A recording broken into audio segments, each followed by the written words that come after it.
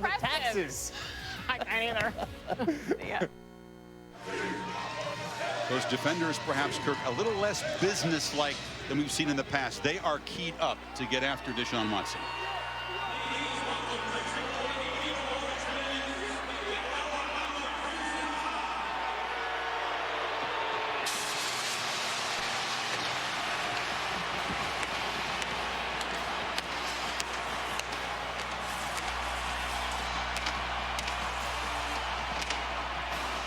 Higher seed wears the home uniform, so a switch in uniforms from last year's Classic when Clemson wore the all-orange as the #1 seed.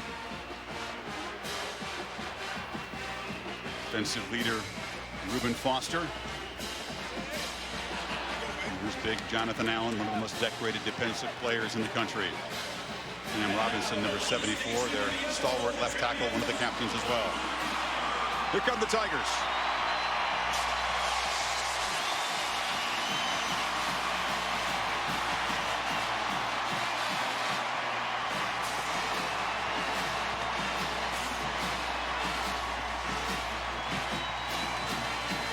Is this the team that could beat Alabama? Dabo Swinney told me he thinks Clemson is the only team that can dethrone the Crimson Tide, and he felt very comfortable about his chances tonight. This has been the Nissan pre-game rush, and now the public address announcer, John Magrino.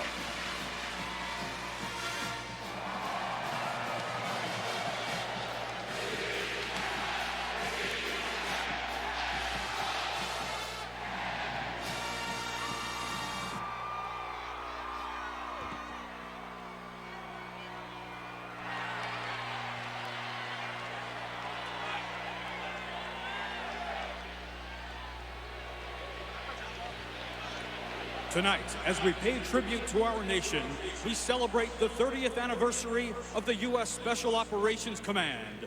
Please welcome General Tony Thomas and Command Sergeant Major Patrick McCauley. And now, please rise and remove your hats as our nation's colors are presented by the 6th Air Mobility Wing Honor Guard, MacDill Air Force Base.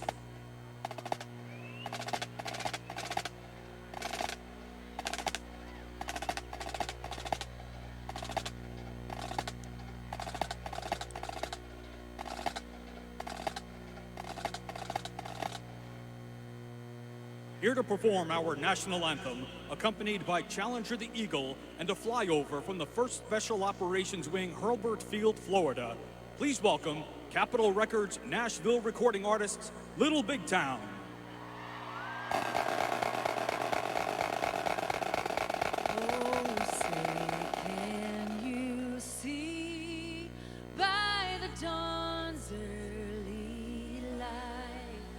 What's so proudly we hailed at the twilight's last gleaming, whose broad stripes and bright stars through the perilous fight o'er the ramparts we watched were so gallantly streaming. And the rocket's red glare, the bombs bursting in air, gave proof through the night that our flag was still there.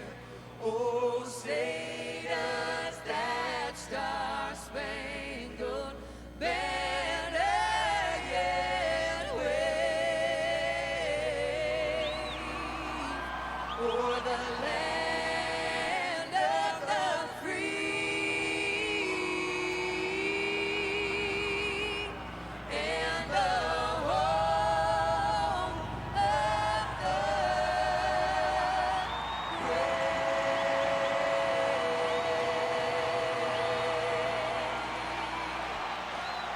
Thank you, Little Big Town. The 6th Air Mobility Wing Honor Guard, MacDill Air Force Base, Challenger the Eagle, the 1st Special Operations Wing, Hurlburt Field, and our distinguished guests.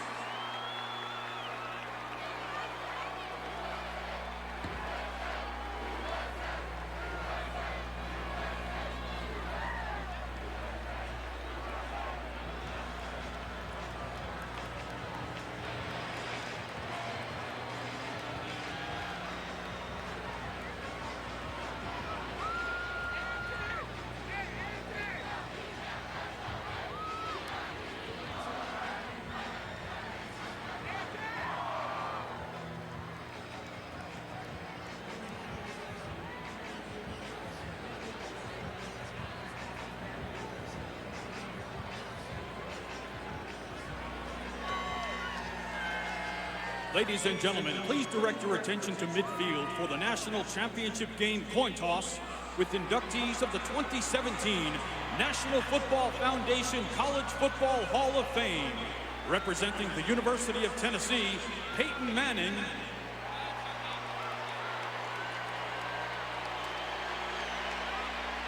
And representing Duke, Florida, and South Carolina, Coach Steve Spurrier. Tonight's referee, Mike DeFee. Honorary captains for Clemson, Taj Boyd. And for Alabama, Derek Henry. And team captains for Clemson and team captains for Alabama.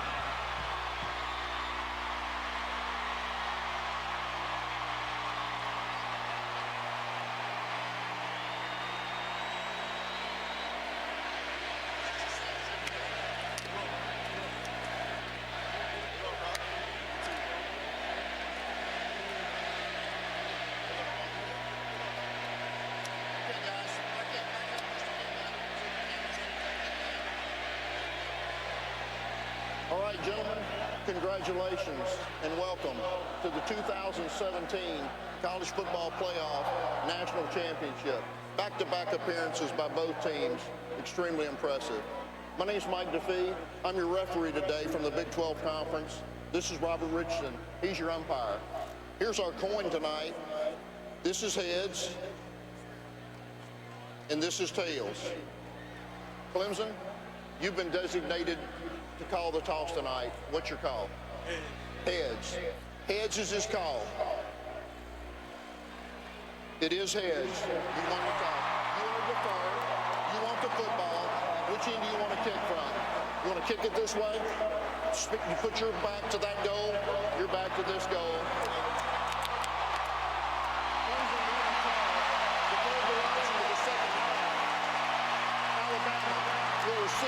So Clemson wins the toss and defers. Alabama will get the football to begin this championship game rematch.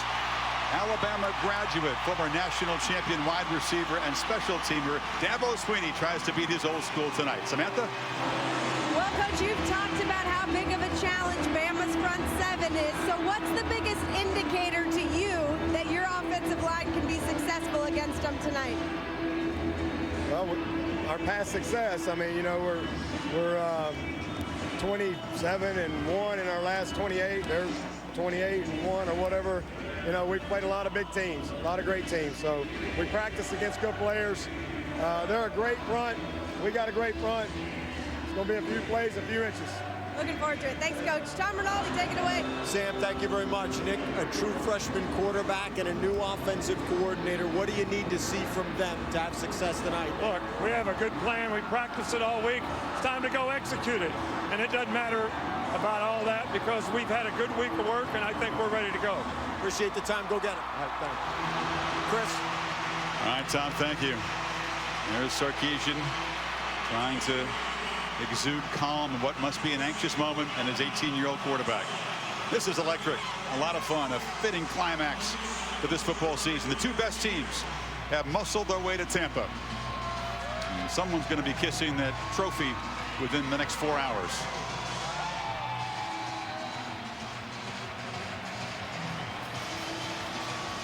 Hugel to kick it away. Eric Dieter or Darius Stewart deep for the tie. It's a short kick. And Stewart from the 12.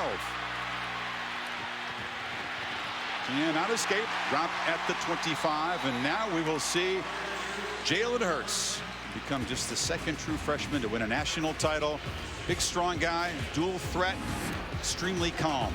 Yeah, you can see at 6'2", 209 pounds, he is thick, and he'll run the football tonight.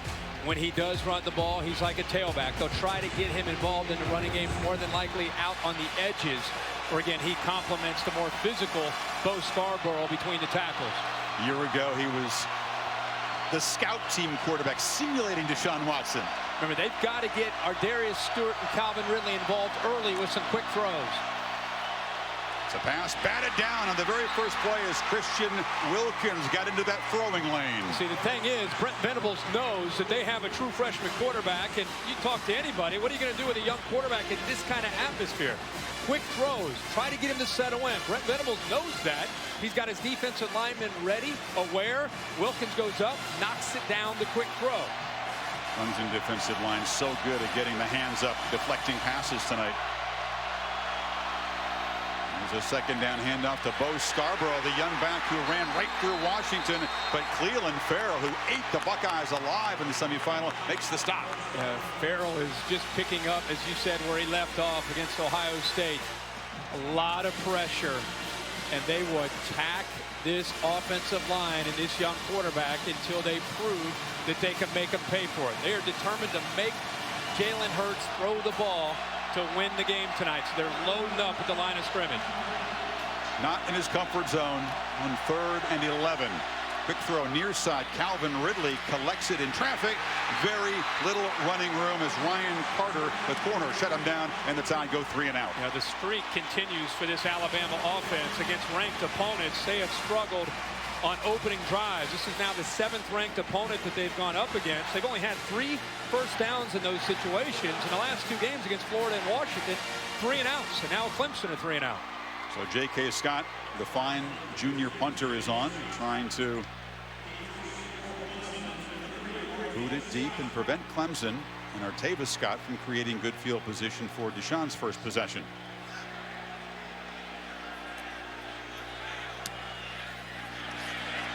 He drives Scott back to the 20. Bama coverage team swarms down there, and Artavis can't get away. So from the 22, here comes Deshaun Watson. He's a junior, but this should be the final game of his college career. At times, Kirk, he's put a lot of pressure on himself this season. Twice a Heisman finalist, a runner-up in the game a year ago. Did he find that calm, almost flawless performance that he had last year? That's going to be the key. And the pass rush from the defensive line from Alabama. Clemson wants to be able to get Deshaun Watson settled and in that zone with his accuracy and his decision-making with their run-pass options. Unlike Bama, the Tigers have been very crisp and sharp early in games offensively in recent weeks. This is Wayne Gallman. They feed the workhorse running back, and he gets the edge. Physical runner knocked out at the 33. Good side to get Gallman going early. Wayne Gallman running with a little bit of an attitude. We know that Bama's coming in with an attitude after what Deshaun Watson did to him last year. But when Clemson gets first downs, that's when you really see the tempo crank up from Watson. Empty backfield on first down. Watson pressured and sacked. Flooding in there was big Deron Payne, the nose guard. And Payne is able to, this is the matchup, and this is what Clemson has got to be concerned with. Watch the hands and watch the quickness from Payne going right around Taylor Hearn. Remember, Payne is 320-pound defensive lineman. You get caught up with Jonathan Allen and Dalvin Tomlinson and Tim Williams and Ryan Anderson, Payne makes a big play here early. They have depth, but not as much as last year. You saw Payne being spelled on this 2nd and 14. Watson flips it inside in traffic.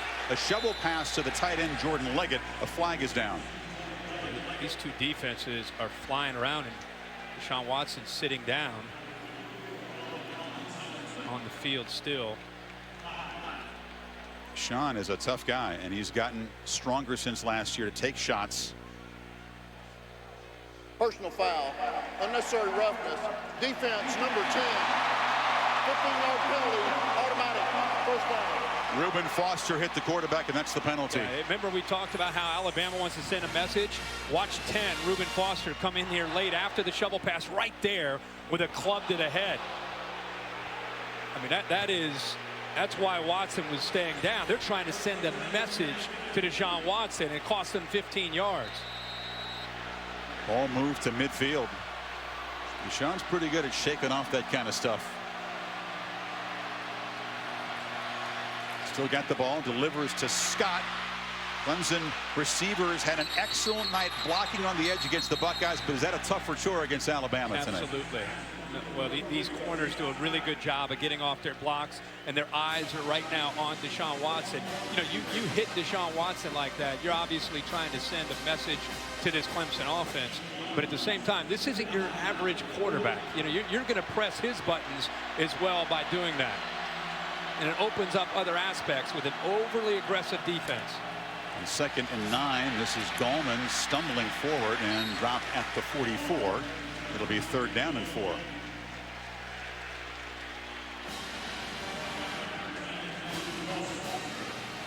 Tigers don't sub, so the Tide can't either on defense. Very efficient on 3rd down. 3rd and 4 with his ability to run gives him the option of both running and passing here, depending on what Alabama shows him. Tide rush 5 complete. Battling near the marker there as Anthony Averett stopped Big Mike Williams. The spot and be very close to 1st down yardage. Everett makes a heck of a play. The scouting report says that Clemson in these 3rd and shorts, they're going to go to the quick slant. He breaks on that ball, anticipating the slant, and is able to keep Mike Williams short of the 1st down by about a half a yard. Averett giving away about 35, 40 pounds in that matchup with the strength. Prevents the 1st down, 4th and very short, and the offense on the field at the 41. Puts Clemson in a very tough spot. Still in that shotgun against this defensive line, something that they pride themselves in. Got to hurry. And the play clock was at 1. They've gone for it now 25 times this season, if in fact they do run a 4th down play. Pretty good success rate. Yeah. That defensive line is different than all those other attempts. No, excellent point. We'll take a break. Hi there, Chris. Clemson versus Bama rematch. Early decision for Dabo Swinney. No one's tried to make it on 4th and 1 against Alabama all season long. Need about a half yard from the 41. After a timeout, let's see what he's got cooked up.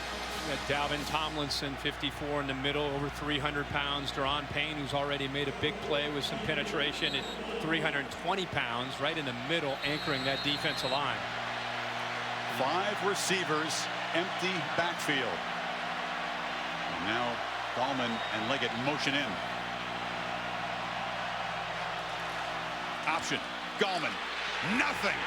The Tide rise up, but even though Gallman fights hard, Tony Brown got there first, and the Tide defense forces turnover. Yeah, and Scott is blocking Fitzpatrick coming into the inside right here, and Brown's able to come to the outside. You also see Evans get a push back into the backfield. I mean, they were ready for this. They anticipated that the ball might go to the outside, and they were prepared and ready to make the play. You see 2 or 3 different Tide players ready to make a play. And how about Tony Brown, after everything he's been through throughout his career, coming up with a big stop?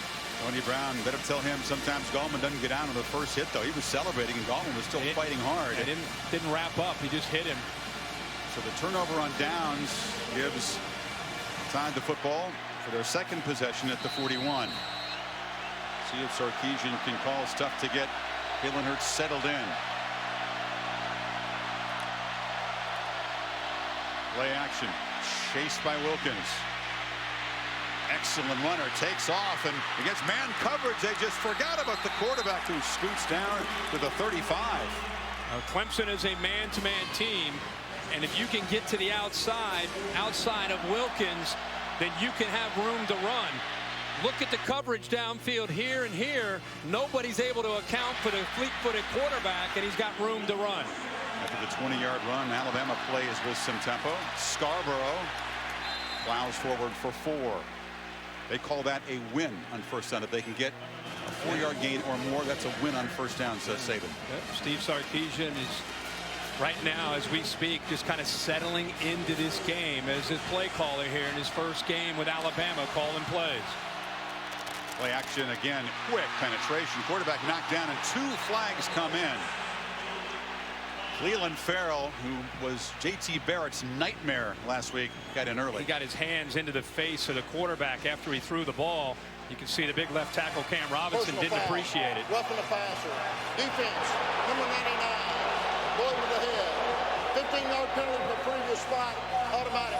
So each First defense, down. Kirk, has tried to send a message and taken 15 yards. Yeah, Farrell's just trying to get his hands up. He obviously bats the ball down, but the right hand, opposite of the hand where he bats the ball down, gets up into the face of Hurts and costs the Tigers 15 yards. And now Alabama all of a sudden deep in Clemson territory.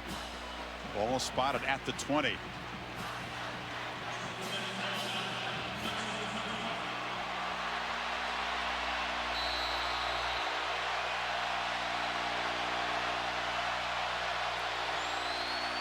Flags come out. There were a couple men in motion when it was snapped, and this is not the CFL. No, this is part of, remember last week they struggled with some delay of games and a little bit of sloppiness in their execution. The tight end that time, O.J. Howard, wasn't able to get around and get set.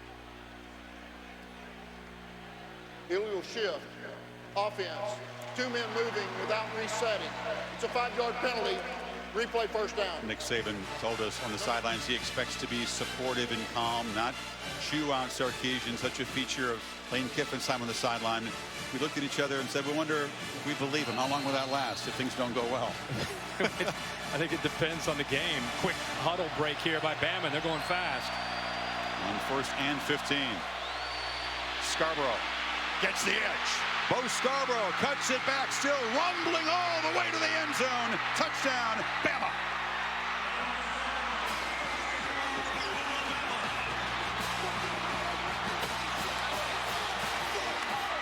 "25 yards to cap a 59-yard drive in less than a minute."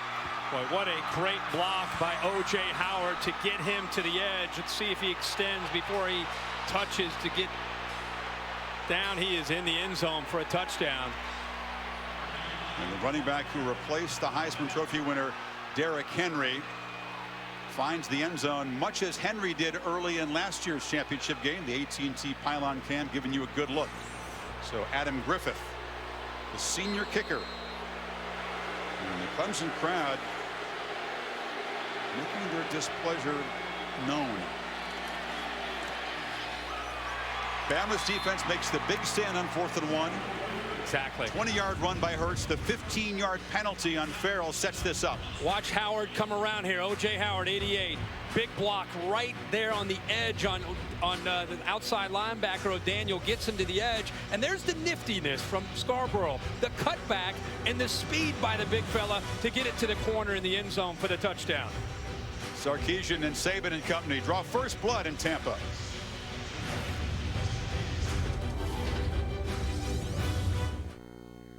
ESPN's presentation. The 2017 College Football Playoff National Championship is presented by AT&T. Get your entertainment and sports your way from AT&T. And in part by Taco Bell's $1 double stack tacos. Ford, we go further so you can. And the Quicksilver card from Capital One. Earn unlimited 1.5% cash back. Every purchase, everywhere. Epic in Glendale. Jake Coker playing the game of his life. Special teams playing an enormous role with the onside kick and then the Kenyon Drake kickoff return for a touchdown. And what was the highest scoring championship game since '96? Tie breakout on top, 7-0. Scoring drive set up by a 4th and 1 defensive stop. And the powerful Alabama running game. Only the 4th time Clemson's given up a first quarter touchdown this season, Kirk. They've been an exceptionally strong first quarter team. Well, that aggressive nature that they play with usually shocks their opponents early. It takes teams a bit to settle into a game. Alabama with that big turn of events when they got the ball back. Now not only get 7, but their confidence is now established offensively. Adam Griffith, an excellent kickoff man. This one not as deep as most of his go. And Scott fakes the reverse and takes off. Artavis Scott held up just a bit by Griffith so the cavalry could catch up at the 45. But it's Clemson's turn to make a play on special teams. There's a flag on the far side near where the tackle was made. So we'll check that. They faked the reverse and Scott shows his acceleration.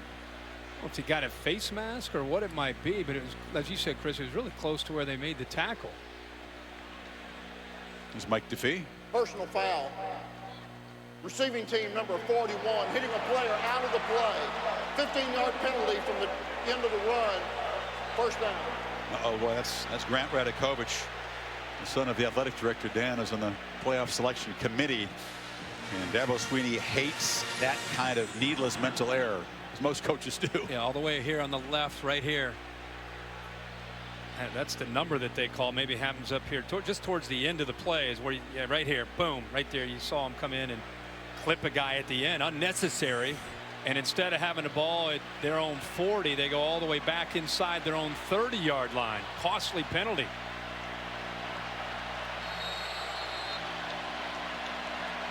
Second personal foul on the Tigers already tonight. Scott, jet sweep, strung out, and he's dropped for a loss. And the Tide defense flowing in there. That's the top tackler, Reuben Foster. Yeah, you get the ball to the outside on this offense. I mean, that's part of who they are. And it's what Alabama's really worked hard to take away from Clemson, because when they get the perimeter running going, along with Deshaun Watson, it sets up their vertical pass game. They're going to have some success throwing downfield to get this Bama defense to back up. Watson across the middle, and that's Leggett. He's 4 for 4, Kirk, but all very short passes. It's been very conservative here early. Again, it's just part of trying to get him, even though he is a guy who's played a ton of football, he knows this offense as well as the coaches do. It's funny, when we were talking with Tony Elliott and Jeff Scott, the co-offensive coordinators, they said he's essentially an offensive coordinator that happens to be playing quarterback. He is brilliant when it comes to this offense and what they put on his shoulders on virtually every play. Different from day one at being able to process things. On 3rd and 2, delivers a strike. Williams takes a hard hit, but they'll move the 6 to the 43. Yeah, there's that quick slant again. 3rd down in kind of 3 to 5, 3 to 6 range. You know it's coming, but Mike Williams at 6'3" and 225 pounds, you have to respect the potential of him getting downfield. And so he's able to get into the inside. He got hit in the head there, it looked like, a little bit late. That's why he's slow to get up and had to go off the field. Gallman cuts it back. This is a very hard-hitting first 7.5 minutes by both defenses. This is the nickelback again, who's been involved early in this game. Watch him here come in late with a big hit to the head. I mean, that is helmet to helmet from Tony Brown. Lowers the boom on Mike Williams. He's a guy that was ejected for targeting against Auburn, Tony Brown. He's a volatile guy, very emotional. Needs to keep under control to be at his best. He went up the middle with a lot of eye candy before this snap. It'll set up a 3rd down play. Well, these Crimson jerseys are flying towards the outside run game. They were all over the outside of Wayne Gallman. They're forcing Deshaun Watson in these situations to have to run the ball, and they're rallying to him. And when he runs the ball, they want to punish Deshaun Watson, give him a number of hits for 4 quarters that could have eventually an effect on him. Top receiver Mike Williams still out of the game. Bunch formation with Deion Kane to the left. Watson looks back that direction, takes a shot one-on-one. Excellent coverage. Incomplete. Anthony Averett was all over the receiver, and it's 4th down. Well, Deion Kane is a talented player who's back home in Tampa where he went to high school, but he's not Mike Williams. And that hit from Tony Brown keeps Mike Williams out. That's where normally Mike Williams would be, back into the boundary by himself, isolated, with an ability to go up and make a play. And Deion Kane, as a sophomore, isn't quite to that level. And he and Deshaun Watson not quite on the same page. Averett, one of the corners, has had to step up. This Tide defense has been hit by a couple of key injuries this season. Eddie Jackson not able to go. You saw him out there as a captain. But Averett has stepped up. And so Andy Teasdall punts it away, and Garrick Dieter, a graduate transfer from Bowling Green, makes the fair catch at the 15. Bama's defense imposing as expected early. Tide with the ball back up 7. At Domino's, we think Mike Williams looks stunned on the bench. He took a huge shot from Tony Brown in the previous series. We'll show it to you and get Dave Katai on board to figure out if he thinks this should have been a targeting call against Brown. It was not called, of course, Dave. Yeah, take a look at this hit. You see him hit with the side of the helmet. Remember, the crown is everything above the face mask. The last minute, he turns his face and hits him with the side. This is really, really close, but he's not defenseless, therefore he's got to hit with the crown. So you agree with the no targeting call. Williams, a good sign, at least up on his feet, watching to see if the Tiger defense can get a stop. And he feeds Scarborough. He breaks the tackle briefly, a short gain. Yeah, that is a big storyline to me in this game, and something we'll keep a close eye on beyond whether it was a targeting call or not. Last year, he injured in the first game, broke his neck, missed the entire run to this national championship game. Has had a huge year this year. Many people feel the top receiver in the country. Hurts flips it to Scarborough in the flat, and the big fella rumbles across the 25 before Tankersley stopped him. It'll be 3rd and a yard. And just to finish a thought there, if you potentially take him out of that lineup, they rely on him so much. So we'll obviously keep you posted. Sam Ponder's down on that Clemson sideline. I don't see him holding his helmet. No. Not a good sign. No. It's a big 3rd down here. Tide need a yard. Scarborough hesitated briefly and able to muscle forward. He's 228 pounds, still about 20 pounds lighter than big Derrick Henry, who rumbled through this defense for 158 yards and 3 touchdowns a year ago.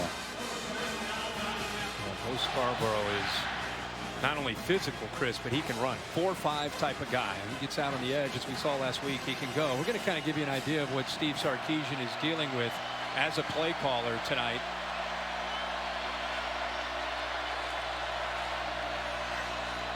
Two different tight ends come in motion. That's O.J. Howard. Play action. Hurts looks to throw back, and Scarborough slipped. Couldn't get back to the football.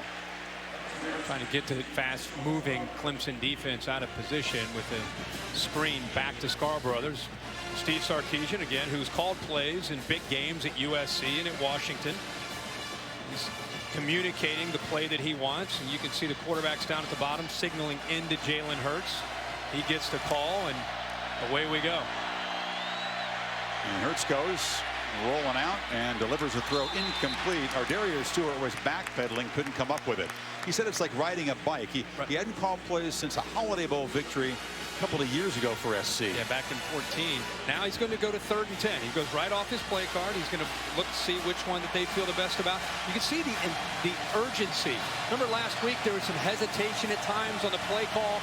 This week they wanted to be much faster, getting the call in to try to help him evaluate this defense. It's very complex. This is where Clemson mixes up their looks and tries to confuse you.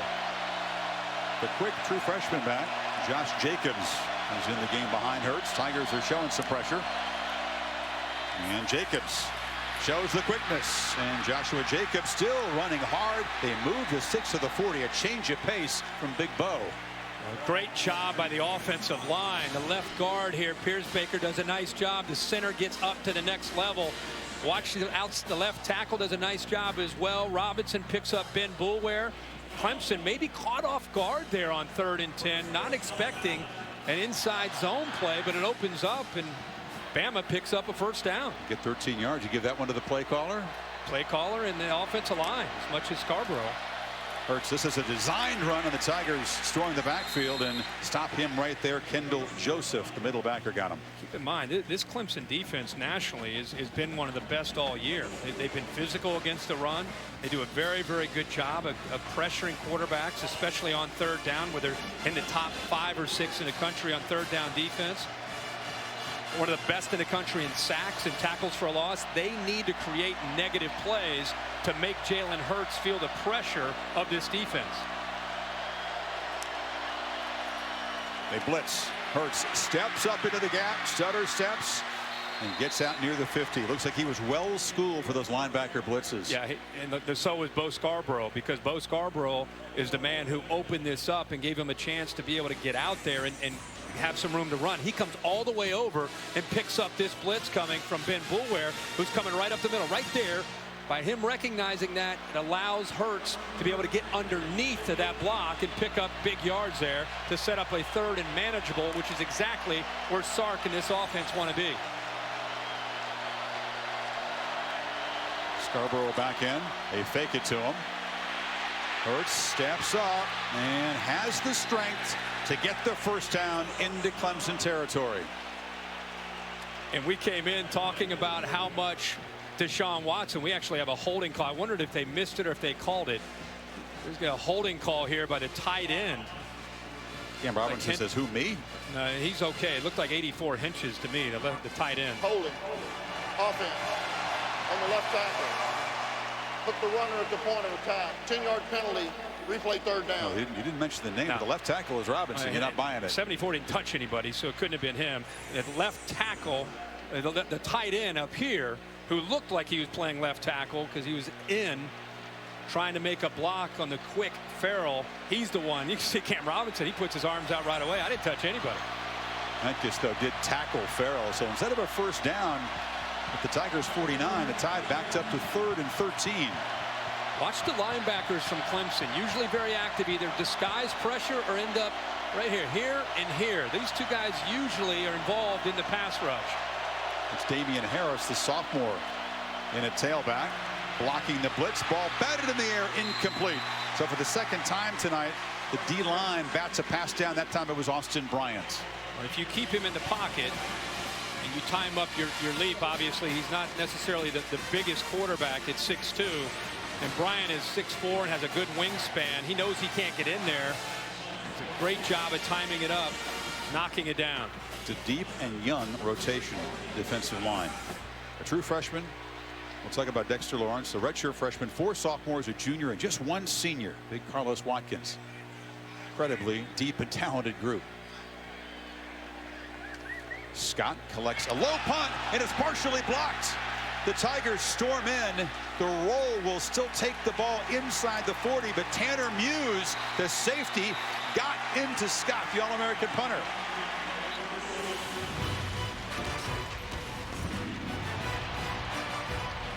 Excellent extension. The Tide fortunate that the ball rolled into Clemson territory. Just a 25-yard punt could have been much worse for Bama.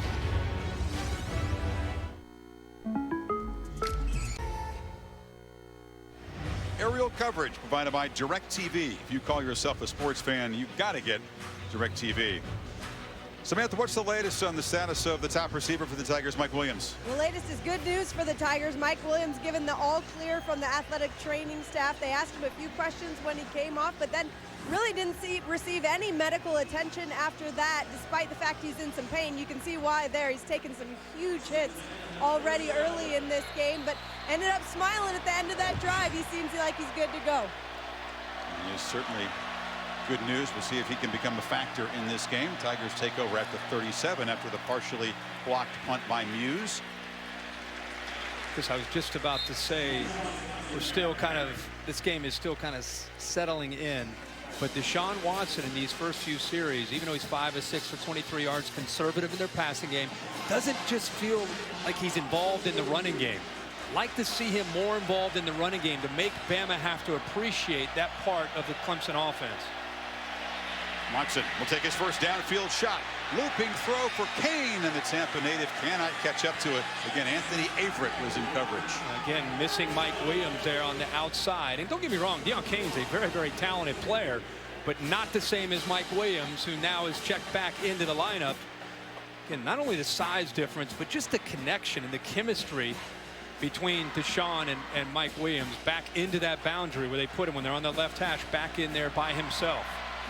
Williams, a guy who's made 90 catches this year, 10 touchdown catches, a deadly weapon in the red zone, too. Quick slants had been there on 3rd down so far for Clemson early in this game.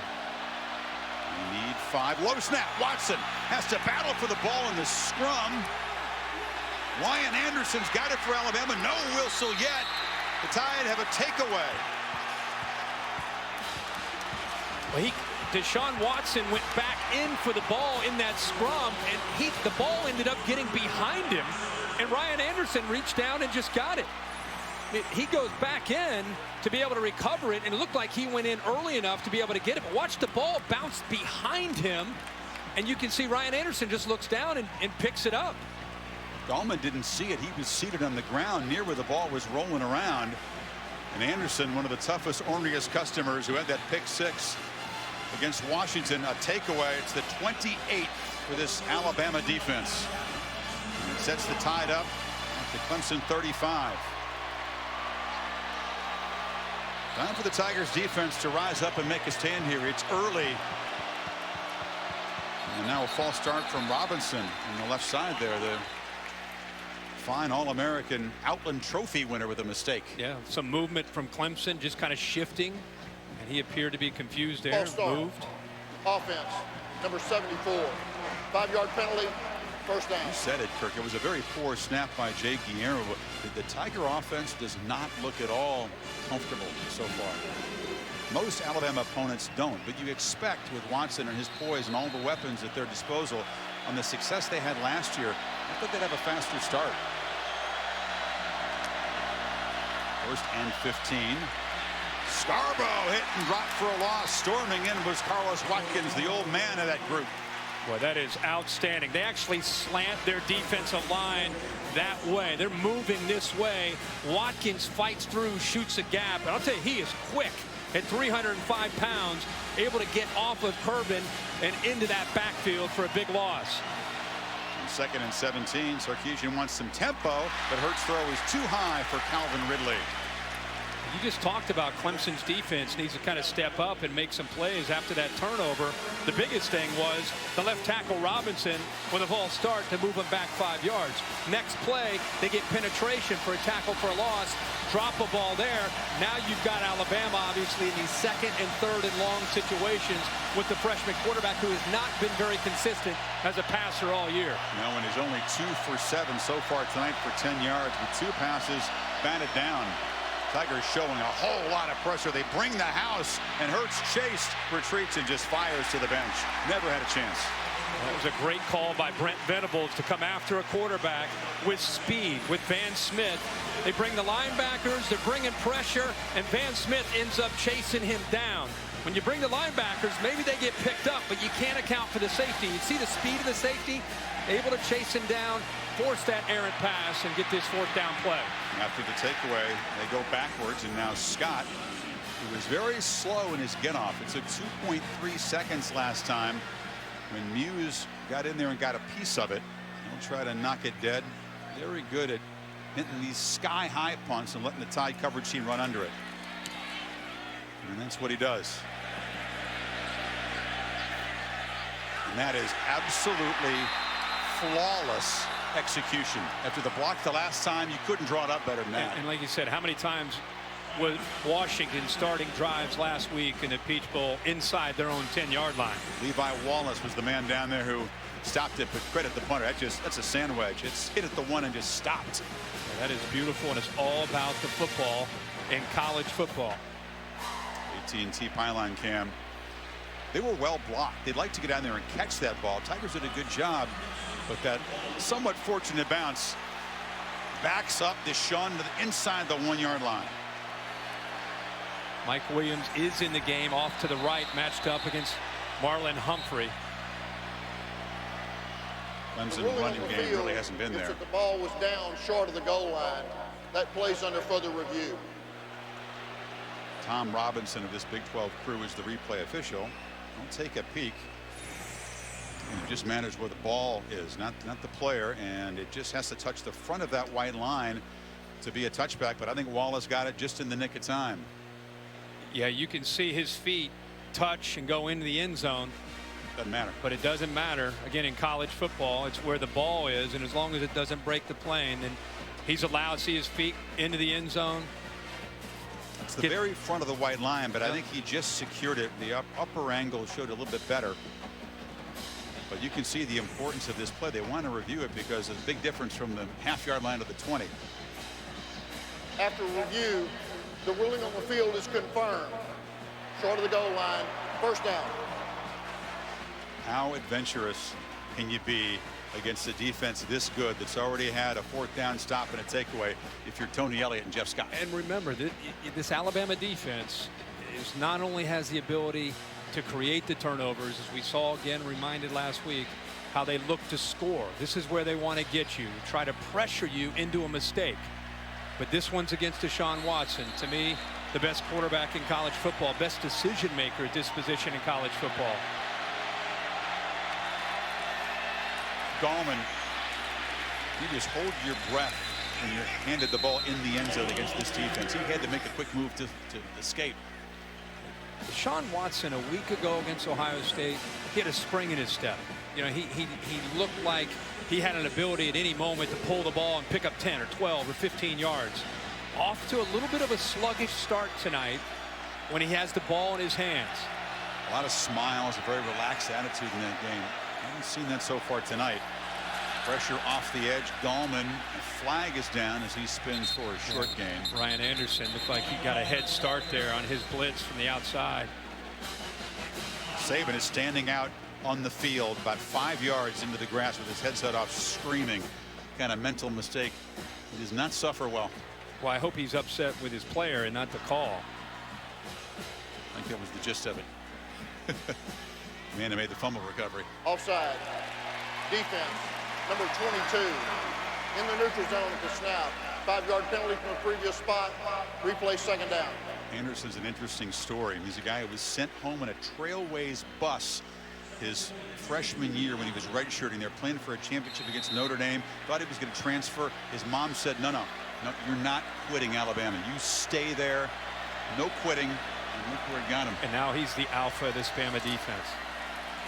Deshaun keeps it. He is hit right at the line. I don't think he got it.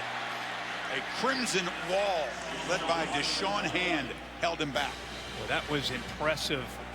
Reuben Foster holding his own as well. Wayne Gallman trying to come out there to make a block. Deshaun Hand in there. That was impressive. Alabama not giving up an inch there on 3rd down and short. And that defensive play ends the first quarter here in Tampa. The Tide allow 46 total yards to Clemson. Bo Scarborough scores the only touchdown. 7-0 Alabama. Back after these messages. You're watching the College Football Playoff National Championship presented by AT&T.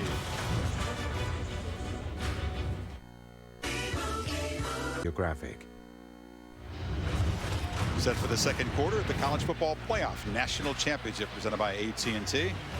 Trophy awaits. Will it be a 5th in 8 years for Alabama, a 6th for Saban, or a 1st in 35 years for Clemson?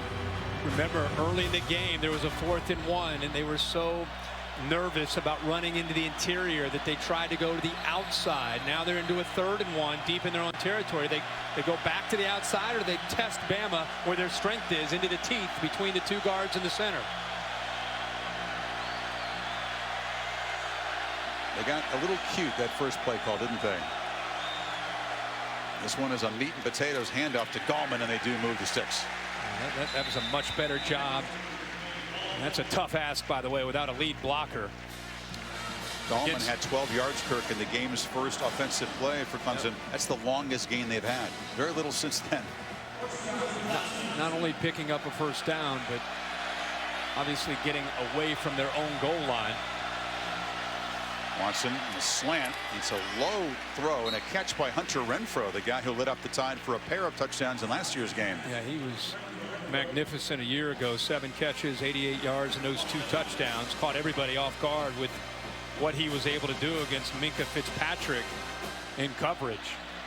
Plays the H-back for them, that slot receiver, matched up often against Tony Brown. He's going to have to win tonight along with Jordan Leggett, the tight end, who we've not called his name yet tonight. Deshaun, 6 completions, 8 attempts, but again, just for 28 yards.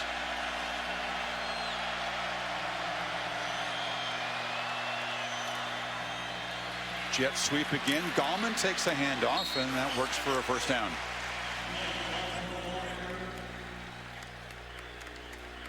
You pick up a 1st down, and that's right into the wheelhouse of what Clemson wants to do.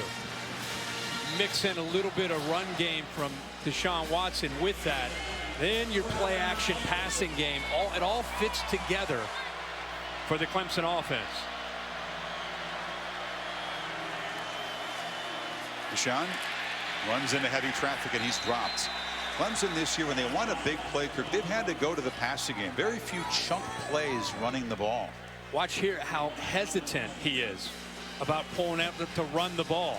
No, he's going to wait because it's a draw and you want to let it clear, but he doesn't have that same eagerness to want to run the football right now into that front four. Remember, all we've heard, I feel like a little bit here early, a little rattled. All we've heard about for the last 8 or 9 days is that defensive line against Deshaun Watson.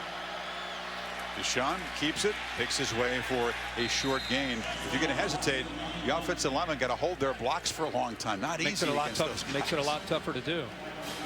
Violent hands, that's what they kept talking about Alabama's defensive front. What does that mean? Well, violent hands mean they're strong. They're able to extend themselves in the type of defense. They played 2-gap defense. They can extend themselves away from the offensive lineman, peek into that backfield. Meanwhile, the linebackers are attacking downhill into the backfield. So those counters and quarterback draws are tough. They crowd the line on 3rd and 8. What they saw, the reason he hesitates, he looks over, man-to-man coverage from Alabama. Now they back out of it. Got to hurry. And they call a timeout. They tried to outthink the defense there, but it was going to be a delay of game. Yeah, and a good job by Jeremy Pruitt. He recognized that Clemson was going to go to a check. So that Alabama defense is trained to look over. Jeremy Pruitt makes the check with him, gets out of the blitz. And so rare to see Deshaun Watson out of his comfort zone, but he has been so far tonight. Domino's is serious about 3rd and 9 for Clemson. And there is Williams, still looking to get involved into that big shot. Knocked him out earlier briefly in the first quarter.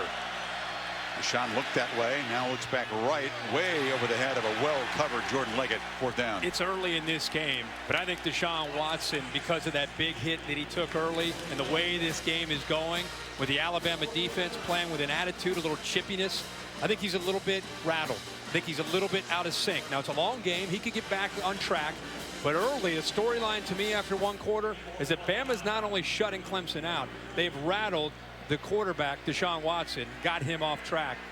Not feeling as confident right now. And that is one of the supreme compliments you can play to a defense. If you can get this guy out of his comfort zone, very, very few have been able to in his 3-year career. Teasdall, rugby-style punt, boots it low, scoots along the ground, and Eric Dieter gives it room, and it'll roll dead at the 26-yard line. So Alabama continues a dominant defensive performance. Back to work, up 7, 47 yards on the punt. ESPN's presentation You can depend on.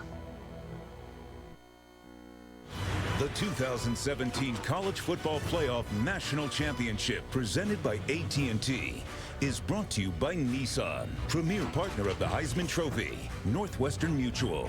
Northwestern Mutual. We help you live life differently. Gatorade, the proven sports fuel. And PlayStation. Every day is the big game on PlayStation. Greatness awaits. Paul Bryant, in a 19-year span, won his 6 national championships, and it seemed like a moot point that he would be considered the greatest Alabama coach, perhaps the most accomplished college football coach ever, before Saban began to mount these national titles, and now can catch him tonight with number 6.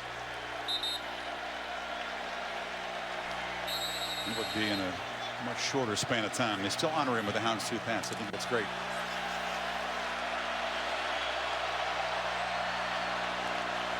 Darius Stewart comes in motion. Wide receiver takes the handoff and is free. Out near midfield, a very strong and ornery player. Ball came loose late, out of bounds. Van Smith forced him, but it's a 1st down in Tigers territory. He's going to come to the left and watch how he stretches it and then cuts back. Picks up a couple great blocks on the outside by Forrestall and O.J. Howard. But by getting wide and then finding that seam and getting upfield with acceleration is nice. He got 25 yards, and now Scarborough picks his way for a middle game. You see a little rhythm and a pattern to the way Sark is calling these plays, taking a lot of the pressure off of Jalen Hurts. So far, 2 of 8 passing games, not been much of a factor for Bama. Running wide, back into the middle with Scarborough. There's a far side throw to Ridley. Gets a block from Stewart, and Ridley scoots free. Just a shoestring tackle at the 38 by Jadar Johnson. It's a 1st down. And there's just a run pass option. He recognized a blitz there from Dorian O'Daniel, the outside linebacker. He had 2-on-2 to the outside. Just pulled the ball away from the run game. Decides to throw it to the outside. Picks up big yards. Ridley's already caught more passes tonight than he did in the win over Washington. Had just one catch in the semifinal. Fire to him again, far side. That time old Ben Boulware is waiting for him, and they knock him down for a very short gain. Interesting formation with 3 receivers into the boundary, including the tight end. Was O.J. Howard's lined up that way too, trying to just get Clemson maybe a man short into the boundary, but Ben Boulware and the rest of the Clemson defense in position to hold him to a short gain. Boulware's quote this week: "We want our revenge. We want our redemption." So far, it's Bama's defense. It looks like they want to redeem themselves for last year. Scarborough breaks free. Bo Scarborough in the clear and in the end zone again.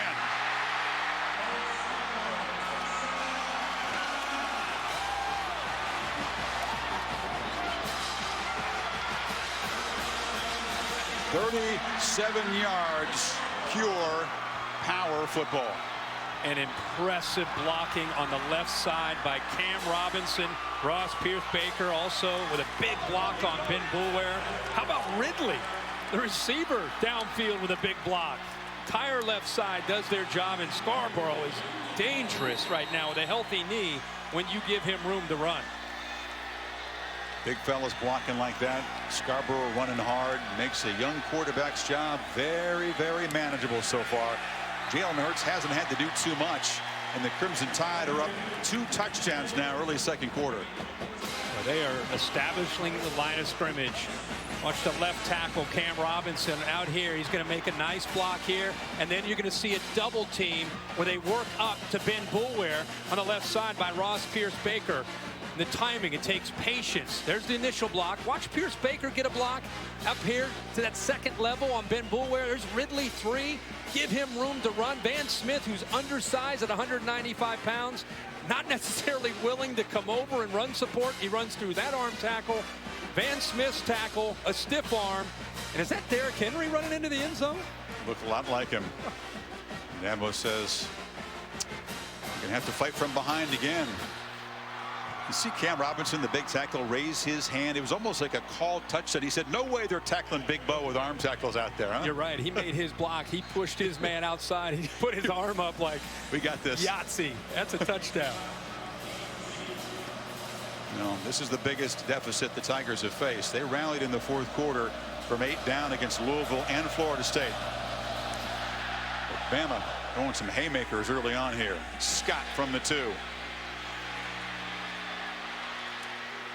Out across the 25-yard line, and now, Kirk, we're going to see if Deshaun Watson can settle down, can find that usual calm and poise and execution. Yeah, we went to a break showing them the last time they had the ball. It's just out of character. We're not used to seeing Deshaun Watson out of phase, not feeling comfortable, not having that smile. It has everything to do with the way this Bama defense, not only schematically what they're doing, but the energy. I said in a break, it's kind of permeating all the way even up here, probably to people, viewers across the country. They're playing with a real nastiness about them here, and it's affecting Deshaun Watson. You could see when they took the field in the pregame warm-up, the ferocity, especially among those defensive linemen, was something to see. Deshaun to Renfro. He bounces off about 8-yard gain. On the other hand, if you're Clemson, it could take just one big play to spark things. Glad you said that, because the way their offense works, it could take one, not necessarily one play, but one drive, and you're right back in it. Because this isn't only impacting that you're down 14, it's impacting the entire energy of the football team right now, that their leader is not being sharp. Gallman runs right into traffic and is stopped for no gain there. Joshua Frazier, the backup nose guard on the stop, along with Tomlinson. It's a mismatch up front. Watch Frazier, 69, fights through a double team. That's a double team. And he makes a tackle in the backfield, along with Deshaun Hand.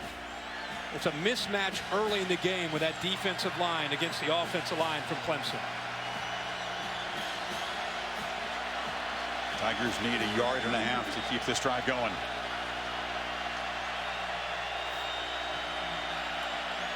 Watson immediately pressured, fires low, and Renfro went down. No signal. Even if he caught it, it's not a first down.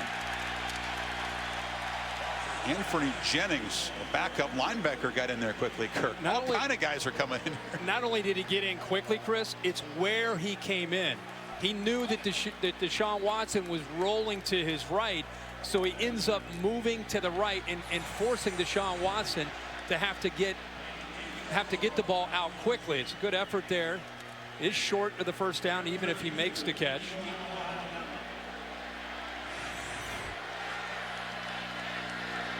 Teasdall. And Dieter, who's taken over his punt return duties, the full-time guy. Very reliable, steady dude. Just back there, makes the fair catch at the 35-yard line. And Clemson, down 2 touchdowns, needs their defense to step up and make a stand. Introducing 115. Folks, part of the Taco Bell student section. Taco Bell in the college football playoff, bringing in the best of the regular season to the playoff by creating the Taco Bell student section. Tonight they're picking up the tab for 1,000 students from each school at the championship game, so these fans can root on their teams. A little grim for the folks in orange and blue so far. Remember we talked in the open about make Jalen Hurts have to throw to win? He has 19 yards passing. It's been all the run game. They feed Damian Harris, who spells Scarborough, and the sophomore from Richmond, Kentucky, knocked down. So much focus on Sarkisian and the play calling and how would Hurts respond coming off that 57-yard pass game in the semifinal. Hadn't been a factor at all. 14 runs so far and 10 passes, but as I said, it's been all the run game. But it's been the variety of formations, the runs to the outside, the runs to the inside, controlling the line of scrimmage. It's been a mixed bag, and that's why they've been effective. Hurts, it's the longest pass attempt he's thrown, and it's complete to Ridley for a first down at the 47. And when you start to run the football and you get the attention of the linebackers, it can open up easier throws for him. That was a nice quick slant when Boulware got out. Easy throwing lane there for Hurts. And the Tide trying to apply some pressure with tempo. Here's the first down carry for Harris. He's slammed immediately for a 1-yard gain. I mean, this offense, at this point, they're not even thinking about throwing the ball down 15 yards, 20 yards downfield. Brent Venables has got to be thinking to himself, he has a really talented, athletic, aggressive defense. He's got to be thinking, attack the line of scrimmage, shoot the gaps. I mean, they're number 2 in the country in tackles for a loss, and they're not able to get into that backfield. They look to their left to get the signal from Venables on this play. Hurts rolls out. Thought about a downfield shot. Stewart was really well covered. He flips it short, incomplete on the sideline, intended for Dieter. And that's kind of the complement to their outside run game is the bootleg. You know, you get Jalen Hurts, who's very athletic. You run the ball. Occasionally you're booting him just to kind of make that defense aware that he can come out the other way. And you have to respect that part of the attack. But here's a 3rd down and long.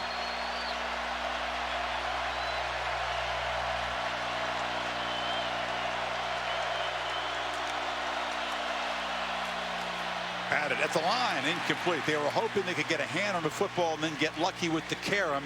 That fell to the turf, but it's a 4th down. That's been their best defense. Yep. And it didn't even look like Wilkins jumped there. It looks like he just, you know, just reached up and put his big paw up there. Watch, he's being blocked by 2 guys. He just waves his left arm. Pretty good athletic ability, by the way, to be blocked by 2 guys, time up your left arm to swat that ball away. Prevented what would have been a first down completion because Dieter was open on the slant there. Sure was. Instead, they forced the punt.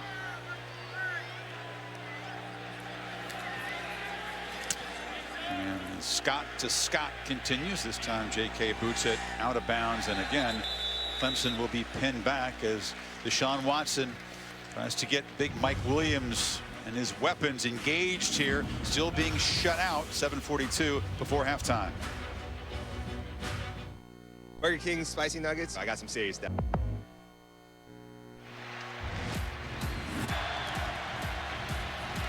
Well, this is what we've seen so far. It started with a big hit from this Alabama defense. They have gotten to Deshaun Watson the entire game, kind of rattled him. in my opinion. He's hesitant to run the ball. It's a combination of not feeling confident and Bama being determined to stop him from running and being much faster this year in their front four than where they were a year ago, where he ran for 73 yards. He threw for over 405 yards with 4 touchdown passes. This is Gallman on the edge. Just one Clemson play of 10+ yards. Tom, what's the message being delivered on the Bama sidelines? Chris, after that last defensive series, Jonathan Allen, one of the leaders, gathering those on the front around him along with Dalvin Thomas and saying, pressure and aggression, pressure and aggression. What did I tell you all night long? No let up on number 4. That's been the successful recipe so far, Chris. Tom, thank you. Allen out at the moment as Watson flips it high and Deon Cain's free. Cain with great speed to midfield. And the Tampa native makes Clemson's first big play of the night down inside the Tide 40. They got the linebacker Foster out. Opens up some movement and ability to get out into the open field by Deon Cain, but it was blitzing linebackers. Evans got blitzed, was out of the way. Reuben Foster goes in motion. Wayne Gallman opens up a big game. And now Watson loops it for Cain downfield again. A one-on-one battle. No flag. Sweeney incredulous at the non-call. Averett in coverage again. Dabo Sweeney fired up. Deshaun Watson does a really good job of putting the ball up in the air. I think Alabama's saying maybe it's offensive pass interference. Cain, as he was falling, did appear to put the arm around Averett, perhaps preventing an interception. I don't see. You could, both these guys are kind of jostling for position. It's a good no call, in my opinion, from the officials. Watson, slant, incomplete. Meanwhile, Deon Cain, the journey back from the embarrassment, Kirk, of being sent home from the playoff a year ago, and asked Dabo, who do you want to have a big night? Who would you feel great for among the so many guys? He said number 8, because of what he's been through. Made it very, very tough on him to earn his way back in the team. Yeah, suspended right before the Oklahoma game in that semifinal. Missed a game there in Miami. Missed a championship game. But since then, has done everything that's been asked of him, and that's why his head coach would love to see him do well. 5 receiver look on 3rd and 10. Tide rush 4. Watson has time, delivers over the middle. Leggett, and Jordan Leggett with a catch down inside the 15, and now Deshaun starting to look more like himself. Well, when Alabama goes to the safety look where they have their safeties going deep, you got to be able to split them. And that's exactly what you see from Deshaun Watson, throwing right over the top of Reuben Foster. A 26-yard gain. They fake it to Gallman. This is Williams, spins free, and Williams shows his physical nature down inside the 10. Not only physical nature, but toughness and willingness. After that spin, he spins right back into the middle of that defense after the hit that he suffered with Tony Brown, who kind of lit him up. He's been working his way back into the lineup to try to be a factor. And by the way, in the red zone, that's where 7 can really be a go-to guy because of his size. And this red zone appearance down 14 feels enormous for the Tigers. Ray McLeod comes in motion. Watson bobbled the snap, but gets the edge and scores.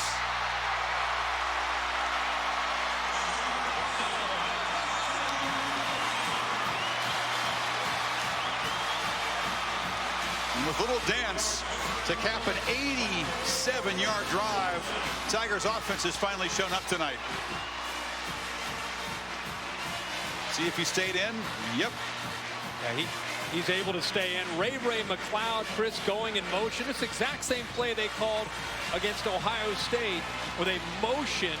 The corner went with him, and Wayne Gallman got a touchdown in that game. This time they motion a receiver, take the corner out of the play, but it's Deshaun Watson who's able to get to the corner following Gallman.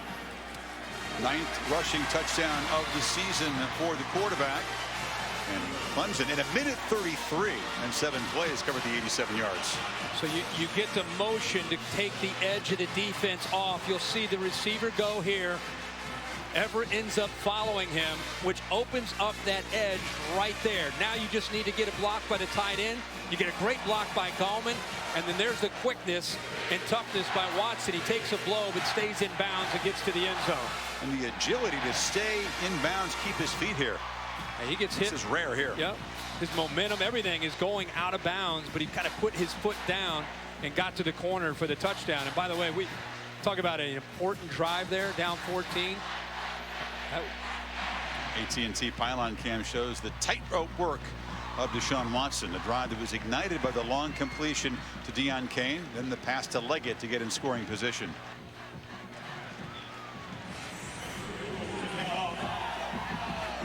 So you have the screen to try to slow down the speed and the blitzing nature and aggressiveness of Alabama where they hit Kane.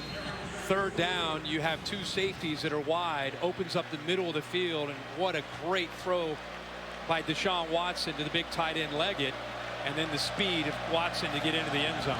Hugo with a directional kick. It's very short. And he's taken on one of the up men there.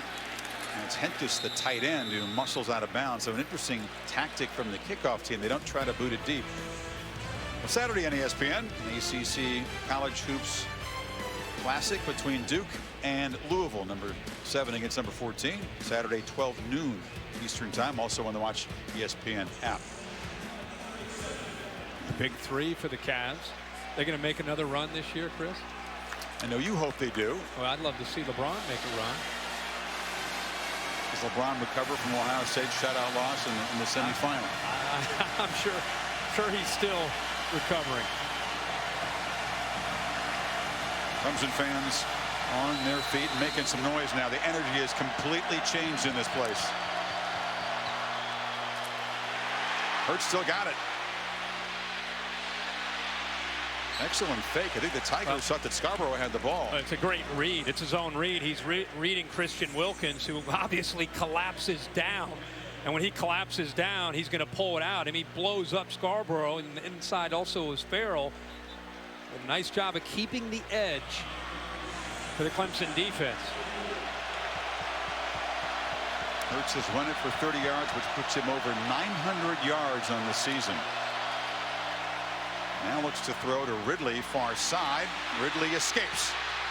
And knocked down at the 45-yard line by Johnson.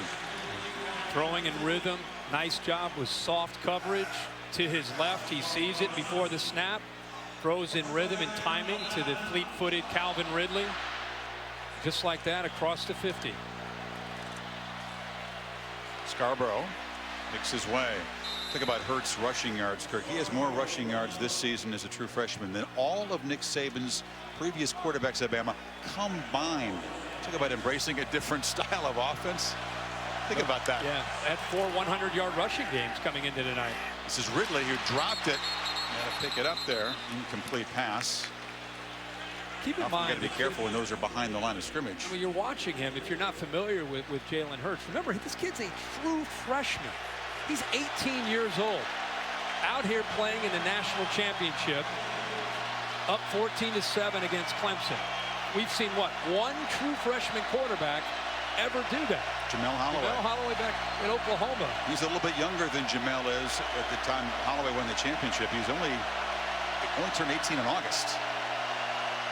They need 5 on this third down.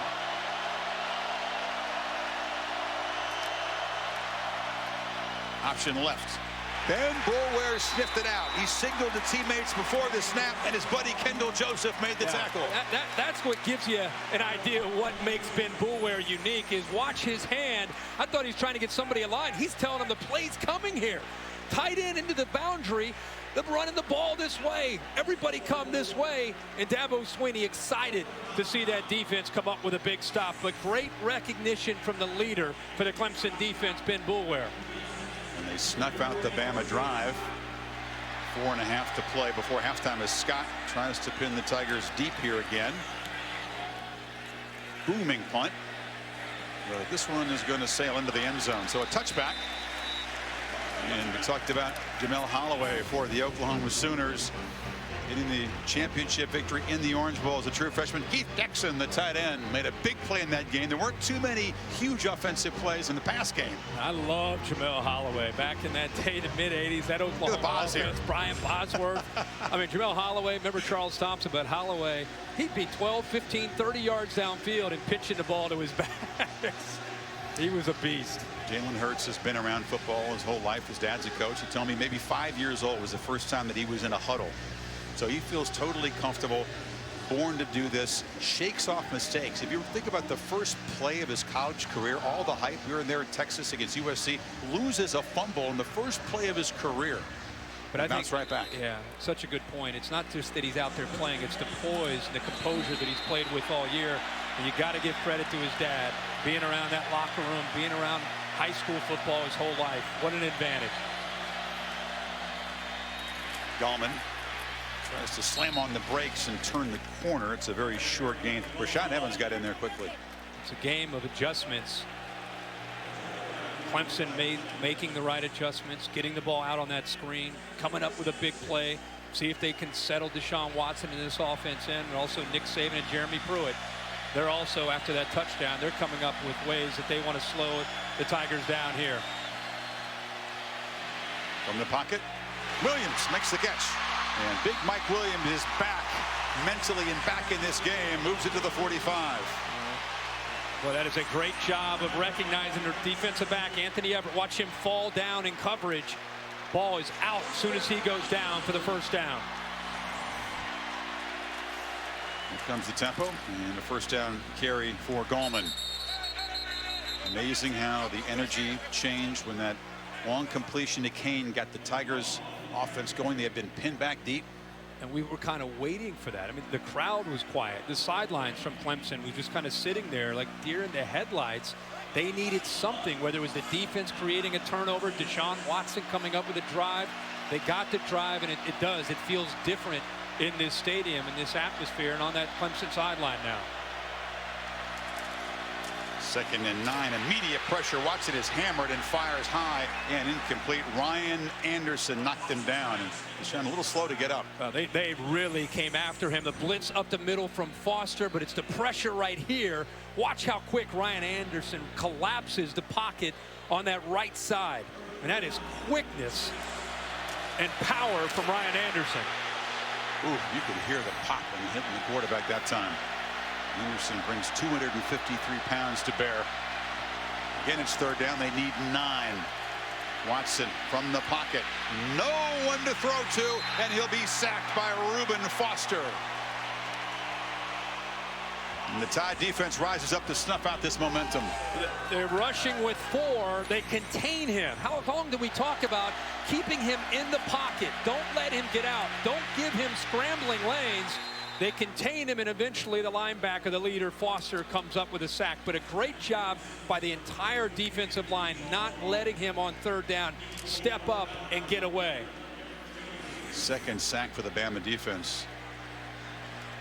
So good at creating havoc in those negative plays, and a promising drive snuffed out. And now Teasdale boots it right along the ground. Dieter fields it nicely on one hop like a shortstop. And is knocked out near the 40. Aerial coverage provided by DirecTV. If you call yourself a sports fan, you've got to get DirecTV. 9-yard return after a 33-yard punt. And Reuben Foster, we're told, is inside the athletic trainer's tent where they do examinations after making the sack on that last play. And I think it was maybe a play or two earlier where he came up, got up a little bit slow. We'll have to keep an eye on him. He is such a big part of their defense and leadership there. I think it was on the sack from Ryan Anderson where he ran into Reuben Foster. That happens a lot. These guys are so violent on defense, they sometimes hurt each other when they collide. Scarborough, short gain. The SEC championship game against Florida. There were 3 Alabama players down on the field on one play because it all knocked into each other. Yeah, it's exactly right. This is where Williams comes in. Foster comes up the middle on the blitz. 22 actually right there hits him. He's slow to get up. Still made the play after that, though, in the sack. On 2nd and 8, Scarborough. Very left-handed running team. The Tide like to go behind big Cam Robinson on that side. You can see Cam Robinson and Ben Boulware kind of have their own matchup going right now. Both kind of emotional leaders for each of their teams. Cam Robinson, a junior, 6'6", 310 pounds. Weight down this year, having a big year for Bama. And Ben Boulware, as we've seen all year for the Tigers, he's kind of the emotional spark plug for this Clemson defense. He is indeed, and something of a lightning rod. Minute 23 until halftime. Tide needs 6. Pistol formation. Again, they run it on 3rd and long. This time, stopped in the backfield by Carlos Watkins and Boulware. 4th down. You know, this play, this is Brent Venables just recognizing a formation. Look how far out the formation is, so it basically becomes a box play. As a defense, you know with those formations, there's no way they're going to run routes from way out there, so you know that they're going to run the ball. Clemson locked in there to take away the threat, whether it's quarterback run or they hand it off to Bo Scarborough. Once again, best team at tackles for loss. They have been for the last 5 years. And, you know, Boulware, such an emotional guy. He made some comments about the clutching and grabbing of opponents when it was caught on camera that, you know, Christian Wilkins had grabbed a vulnerable area of Curtis Samuel in the semifinal. And Boulware kind of blew up the story by saying, we do it all the time. It's part of our culture. The coaches did not enjoy that comment. They don't want the defense to be known for that kind of naughty stuff. No, they don't want their program to be known for that. I think he got a little bit carried away with his comments, and he was talked to by the coaches. By the way, the last couple series, Clemson's defensive line, linebackers, much better job of playing with more an aggressive mindset and getting off of blocks. Already the 6th punt, a busy first half for J.K. Scott, or Tavis Scott, and his 21. Clemson had to spend timeouts. They'll have none to work with a minute 12 to go before halftime. Scott again methodical, but he gets a boomer. Artavis Scott retreats and makes a fair catch at the 4. Kind of lost track of where he was. Yeah, and that decision ultimately will probably affect how Clemson ends up attacking with this minute 4 to go in the first half. And the Buick halftime report with Reese Davis, Desmond Howard, and David Pollock is coming up, and I think you're spot on. You saw Dabo Swinney's reaction, said, well, forget about it. If the ball goes into the end zone, you're at the 20-yard line, even without any timeouts, you're going to probably try to at least get into field goal range. Now you go back inside your 5-yard line. You don't have any timeouts. By the way, Bama has all 3 of their timeouts. Yeah, it's true. They're going to try to stop you here and try to see if they can force a punt. Conversation between Sweeney and his punt returner, a veteran, about the decision right there. So let's see if the Tide do begin to spend timeouts, try to get one more look at it. In the end zone, Deshaun throws a slant. That was a dangerous little route there. It was incomplete as he tried to get the ball in heavy traffic. A dangerous throw, but if you're an Alabama fan, you don't even have to use one of your timeouts. The clock stops. 4 seconds taken off the clock there by Clemson's offense. You expect to run this time? You would think so, yeah. They've got to get Alabama to use some timeouts.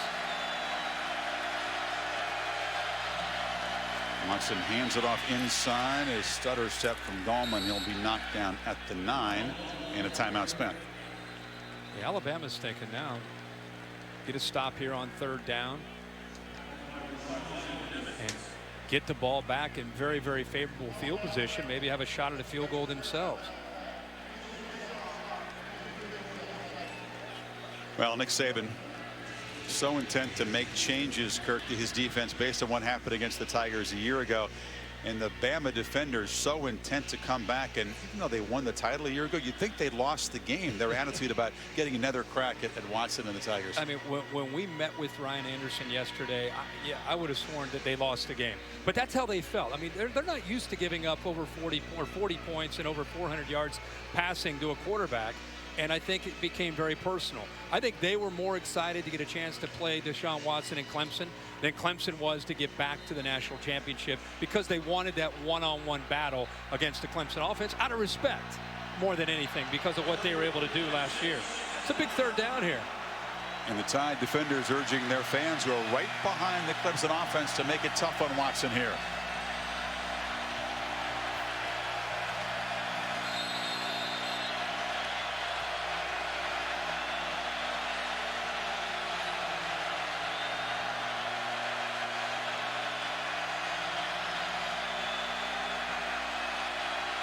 You got empty, which means either quarterback run or the ball's got to be out fast from Deshaun Watson. Pre-snap chess game.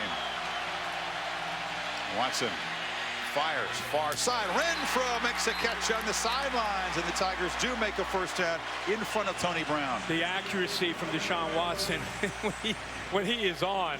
How about the guts to make this throw? Man under, finds the matchup that he wants against Tony Brown, and Renfro gets the foot down for the first down. You think he trusts his arm? Yeah, I think so. Strength and accuracy. Now let's see how adventurous they'll get. They do have a first down, still no timeouts, and a long way to go to get in field goal range. Watson from the pocket across the middle, batted up in the air and nearly intercepted. Got to be so careful. Well, this is where Washington was in the semifinal game near the end of the first half, and you and I and the Bear we were watching saying that it feels like a potential interception for a touchdown, and they came up with one. How about that? That ball is thrown right into the hands of the linebacker Evans, who's got good size at 6'3" and athletic ability. That ball goes up in the air, and Bama, of course, with the way they come up with turnovers, is thinking get that ball. Watson a little fortunate there to avoid a pick, and now a false start, but the right tackle was backing out. Well, he's looking across at Tim Williams, and he's thinking, I cannot let him beat me to the corner. Got two true freshman right tackles in this game tonight. Number 76, 5-yard penalty, second down. Sean Pollard was in a high school all-star game a year ago this time, and he's played very, very well, stepping into the starting role in the middle of the season. Jonah Williams is a prodigy on the other side, but think about that. That's a tricky position to be playing in a national championship game. Sure is. With this many great defensive linemen on both teams. You know, as you said, we've been marveling at Jalen Hurts as a true freshman, being 18 years old. How about Pollard going up on these third downs, second longs against a guy like Tim Williams? But his penalty moves it to 2nd and 15, 44 seconds to go. Watson looking just along the sidelines and has to just throw it away. Anderson was in his face. For Dabo Swinney, you got to be reminding, even though Deshaun Watson's a veteran, reminding him, hey, we get the ball to start the second half. Let's not do anything crazy. I saw Dabo clap after that play, throws it away, gets away from the potential threat of a turnover. Little surprised that they're still throwing the ball, to be honest with you, without any timeouts. We'll see if Saban spends a timeout. If the Tide can get a stop here on 3rd and 15. Watson throws it. It's a little tunnel screen.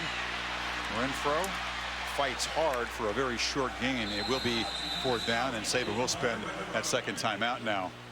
30 seconds to play with. We talked about the shot that Watson took early in the game. Boom, 15-yard penalty there. Set the tone. I think they were willing to give up the 15 yards to kind of set the tone defensively. And Bo Scarborough, after the big semifinal game, has gotten out for a couple touchdowns, averaging 6 yards a carry here tonight. And that's what Clemson needed to get back into this game. They come up with a touchdown to get it to a 7-point game. And Alabama defense not that impressed. They're still going to come after number 4, as Tom Rinaldi reported. He heard Jonathan Allen saying all day, all game, we're coming after Deshaun Watson. Deshaun with the 1 rushing touchdown, 153 yards passing, and just 1 net rushing yard when you factor in the sacks. Teasdall, very low kick, just scoots along the ground. It's effective though, because it's away from Garrick Dieter, and it chews up a few more seconds as it finally rolls dead at the 31. Just 19 to go before halftime. The great thing about a punt like that is it just keeps rolling and rolling, and that clock keeps ticking and ticking. He's not normally an exclusive rugby punter, but they figured it would be a very effective tactic in this game. It's certainly difficult on the returner. See what Steve Sarkisian comes up with, and you see Nick Saban right in the middle of that huddle giving his opinion on what he would like to see from the offense with 19 seconds and 1 timeout remaining with the ball in their own 34-yard line. What do you think his opinion is? We're up by 7. Let's get to the locker room. Yeah, I mean, you might try to find a matchup maybe on 1st and 10 just to see if you can get something where you don't have a lot of high risk for the freshman quarterback. Just kind of feel it out here on this, maybe just the first play. And if you have success, maybe you get aggressive. Short pass. Stewart can't escape, and it'll be dropped for a loss at the 30-yard line by Kendall Joseph. They won't spend it, and that'll be the last play of the first half. If you look at the stats, Clemson actually has the edge in yardage. They've had the one really productive touchdown drive. But Bama flexing up front on defense, and with that man, Bo Scarborough. From where this game was trending to where we are now after that touchdown to get it to a one-possession game, Clemson's defense seems to have kind of settled in. And remember, they get the ball to start the second half, so now we got a ball game on our hands. Let's get Saban's thoughts on the first half with Tom Rinaldi. Thanks very much, Chris. You only surrendered 7 points on defense. How would you assess what you've seen offensively, Nick? Well, a little inconsistent. You know, he broke a couple runs, but, you know, he had a couple drops, had a couple batted balls. You know, we just got to be more consistent in what we're doing. We stopped ourselves with penalties a couple times, and, you know, these guys are pretty good, so we got to do a better job executing. Thanks a lot, Nick. Appreciate it. Sam? Well, Coach, your defense had some big stops late in the first half, but in your mind, what's the biggest challenge they're presenting your offense with here? Well, we're getting our butts kicked in field position right now. We've had some really difficult field position. You got to go 99 yards against them. That's some tough sledding. So field position, first of all. We had a turnover, drop, snaps. So we just got to clean it up, and then we can't let them get comfortable running the ball. Their 2 big plays came off running downs. We got to make this quarterback throw the football, and that's the biggest disappointment. The first one, we didn't get outside and contain it. Second one, they did a nice job on the stretch play, but hey, it's 14-7. They put together a nice drive. We're going to get the ball to start the third quarter. It's a ball game. Still smiling. All right. Thanks, Coach. And the plan was stop the running game, which they didn't last year, and stop the explosive plays, which they failed to do. They've done one of those 2 things, but the running game has punished them a bit. They got to tighten up their run defense, make Hurts throw to win. End of the first half here in Tampa. Stay tuned after these messages for the Buick halftime report. The Tide on top by a touchdown. Okay, welcome back. We're about to catch you a little while. Watson, as you pointed out of sorts early. The 1 touchdown drive in their 6th possession finally gave Clemson a spark. Let's see if they can build on that. I think the 14-7 lead, you really have to attribute that to Alabama's defense.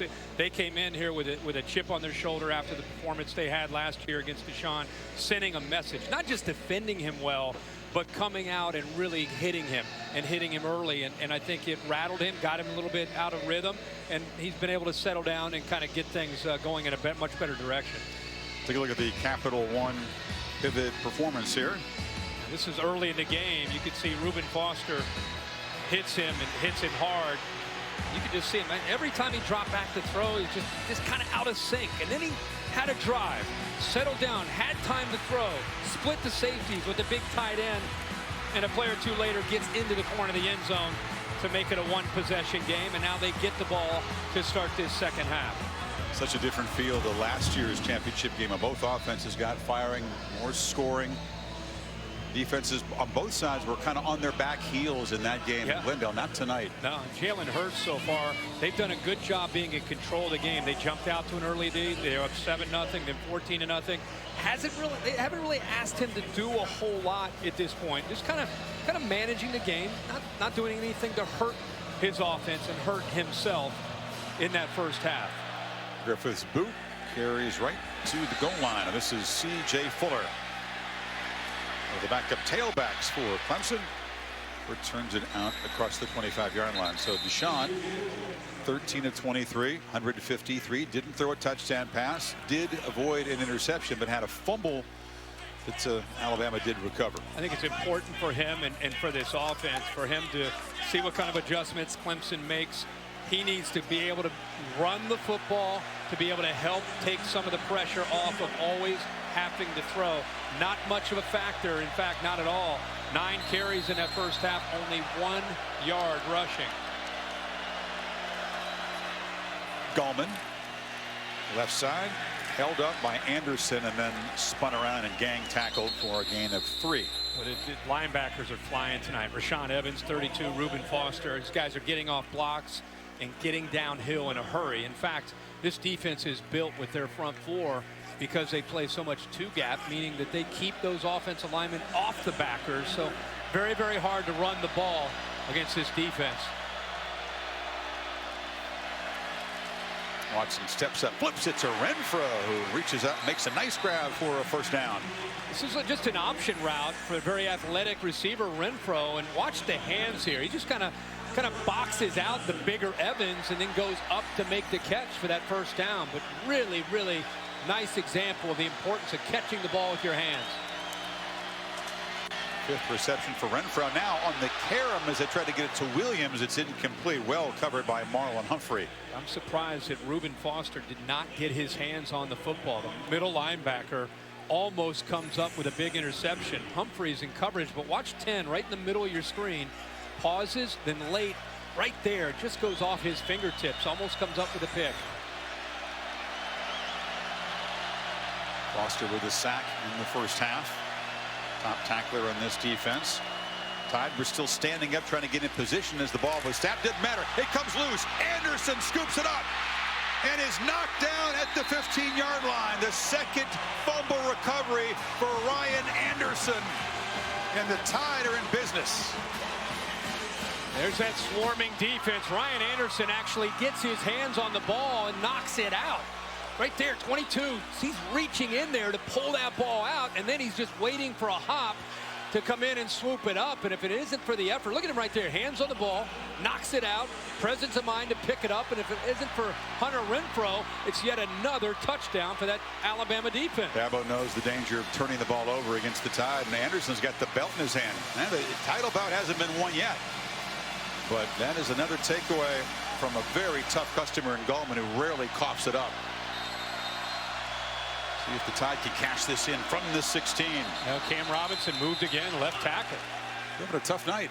Outland Trophy winner. You don't expect mistakes from him. It looked like he just lost his balance there. Offense, number 74, 5-yard penalty, first down. And back to Ryan Anderson, the guy that we talked about, the ferocity, the serious business, one of the guys that leads by example, but a guy who is playing for something bigger than himself. He wears number 22 to honor a guy named Isaac Houston, a high school teammate who was in the Army, was killed by a drunk driver. He put in that jersey to honor his friend. Has been a different player since he took that on, Kirk. Much more responsible, mature player. Scarborough, muscles free, and the Tide reaping the benefits of Anderson's ball hawking tonight. Multiple turnovers against the Tide, Kirk. It's spelled disaster. Yeah. Since 2008, get this. Opponents for Alabama, when they turn it over 2 or more times, are 2 and 64 against this man's team. Clemson's now got a couple turnovers. That's right. Just don't see it happen. You give their offense a couple more possessions and you get their defense. The defense a lot of times scores on those turnovers. Behind the sticks now on second down, however. Hurts, pump fake. Looks it for the end zone for Ridley over his head. Brian Carter was right with him. Yeah, great job in coverage there by Carter. They tried to get him on a double move, a little slant and go, but he stayed right there with Ridley and took away that throwing angle for Jalen Hurts. It's a big, big play here after the turnover. The effort by Renfro to stop Anderson from scoring gives the defense a chance to get on the field. And now what will Hurts come up with here on third down?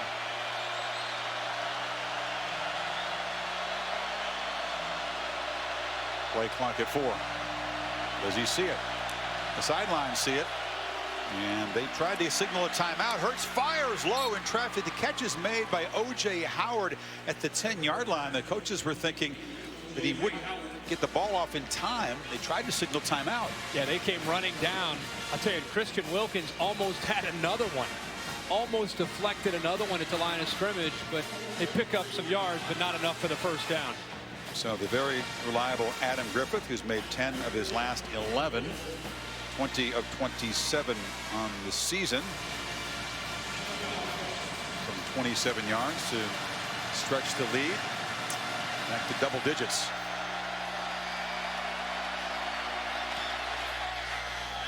very reliable snap of Cole Mazza. The hold of Cooper Bateman, and Griffith knocks it through with no problem. So here's the fumble as they rip it out of Gallman's hands. But the Tiger defense does a good job after the turnover. Yeah, they come up with a big turnover. They start at the Clemson 16-yard line with a real opportunity to gain some momentum and go up by 2 touchdowns. And the Clemson D forces the field goal. It's a big stop by the Tigers. Domino's is serious about night itch. So the fumble recovery, he forced it and recovered it. Ryan Anderson, and the short Griffith field goal stretches the Alabama lead to 10.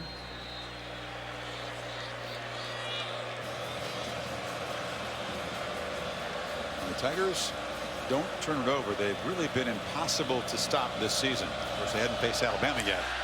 But now 2 turnovers.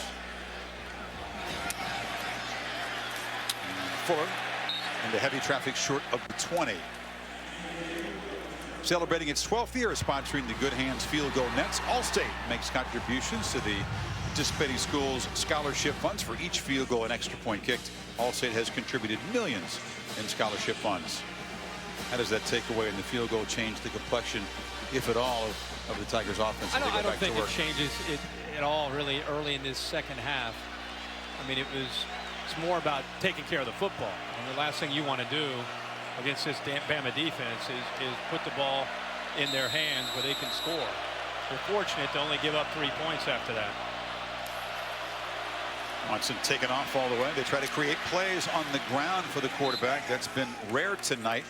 Stevens stops him after about a 5-yard gain. Yeah, every time he pulls it down to run the football, those linebackers and safeties, everybody's looking to try to lay the wood on Deshaun Watson.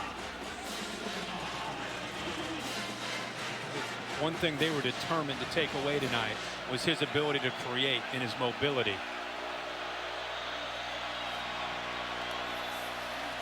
From the pocket, Watson delivers a back shoulder throw, and Kane makes the catch at the 35. Yeah, perfect timing here with Deon Kane. You said, Chris, the back shoulder fade, and that's exactly what it is. You can see that he's got enough time to be able to throw, and because the defensive back got upfield so far, he just throws it back, and a good adjustment by Deon Kane. Second catch for the Tampa native. He had the big play to spark the offense in the first half, and now Renfro has been busy tonight.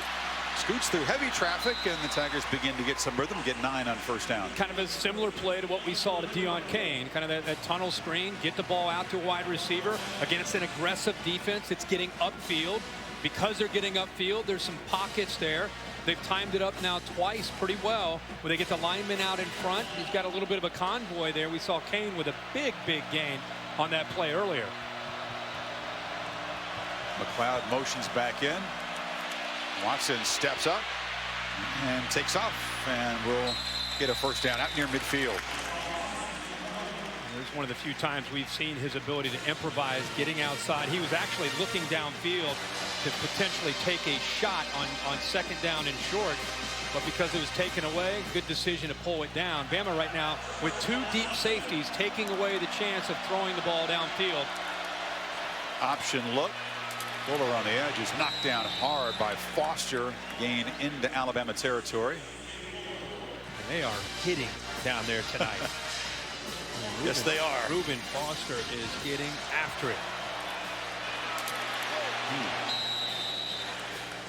28 more tackles, and the second leading tackler on this defense. And it took that baton from Reggie Ragland. They always have that enforcer in the middle of that Bama defense, and this year it's number 10. Butkus Award winner.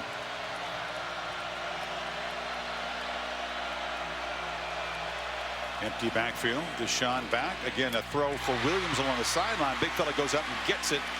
Humphrey able to wrestle him down. It'll be 3rd and short. Heck of an effort there by Mike Williams. Because of that catch and that effort, you're looking at a difference between maybe a 3rd and 8 if that goes off his fingertips, and now a 3rd and 1.5 or 3rd and 2. Big difference in a strong effort. After we looked at Mike Williams and thought, is he going to be okay? Is he going to be able to play the rest of this game after the big hit he sustained early in this game from Tony Brown? Dahlman out of the game. They're looking at his leg on the sidelines on 3rd and 1. And it's Fuller who motions out. Sean always a threat here. low throw. Going down low to make the catch and move the chains again is Renfro. Low and away from Tony Brown, where only the little man, Hunter Renfro, can go down and get it. You know, if you talk to him and you ask him who does he trust the most in these kind of situations, it's Hunter Renfro. Did he keep his hands under and come up with a catch? They may take a peek at that again. Tigers are trying to play fast, and just in the nick of time, the replay booth buzzes down, and Tom Robinson really will see. Is a completed catch that plays under further review. If Renfro kept his arms underneath the ball, it definitely hit the ground, but was it in his arms or had it fallen between them? We'll take a break as they take a look.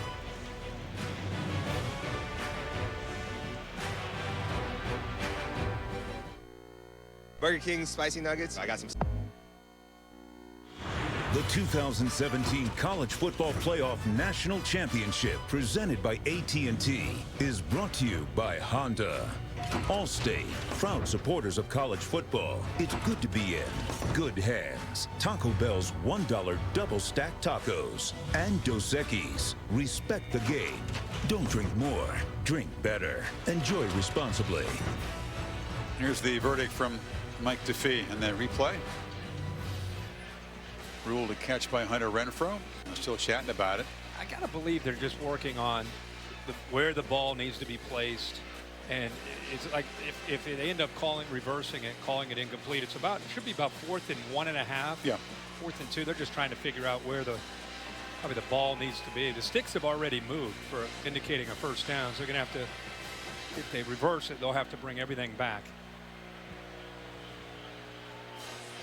Got his some weightlifting in before he came out. After reviewing the play, the ball hit the ground before the player was able to gain control. It's an incomplete pass. It's going to be 4th down and 2 at the 43.5-yard line.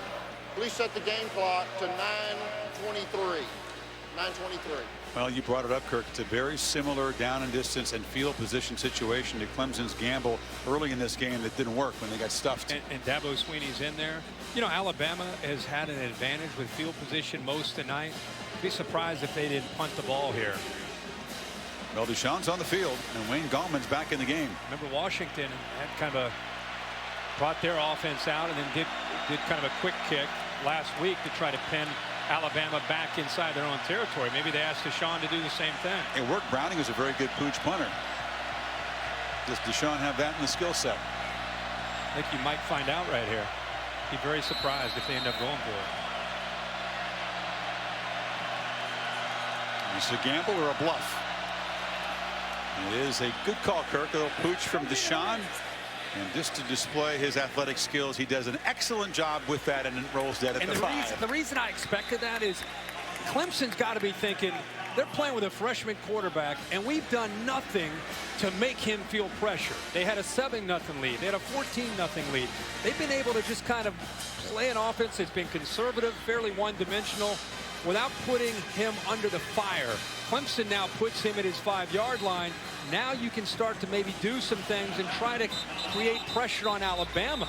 Clemson's been the one dealing with all the pressure most of this game because of field position. It's a 38-yard punt. That's exactly what the regular punter Teasdale averaged this year. So Deshaun does his job, and now we'll see how Sarkisian calls this and how Jalen Hurts responds. Protecting a 10-point lead. Remember, we've bragged all night about Bama's defense. Brent Venables will crank up the pressure too down here. And they stack up Scarborough for a short gain on 1st down. Leland Farrell, see him grabbing his left ankle. One of the disruptive forces in the front line there. Yeah, it looked like an Alabama, actually the ball carrier, Bo Scarborough, may have rolled up on that ankle. He has really come on this year as a freshman. You and I had what, 4 or 5 of the Clemson games this year.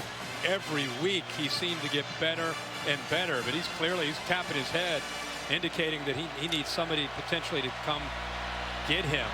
But he's going to line up against Cam Robinson. And he barely gets lined up. And Hurts from the goal line flips it over the middle. Broken up. Boulware delivered a shot to Ardarius Stewart. 3rd down. Well, that's the two of the. Now he's down. Farrell's going to go down. He tried to gut it out, play through it. That's the tough guy from Clemson. hitting the tough guy from Alabama. Yep. Yeah, Ardarius Stewart, as a receiver, is one of the toughest dudes on the Alabama roster. Times it up perfectly, clean hit, mouthpiece flying, Yeah, sure ear was. pads flying. We got everything. Watch the flying. mouthpiece. It came flying out of Stewart's mouth. And Bulware, who doesn't just talk a good game, he backs it up with some tough play. Farrell, a guy who's so explosive and disruptive and so smart. Said he's a redshirt freshman. He's one of those guys that gets the defensive game plan once and knows what to do and helps teammates out. But now he's got to be helped off. Take a break.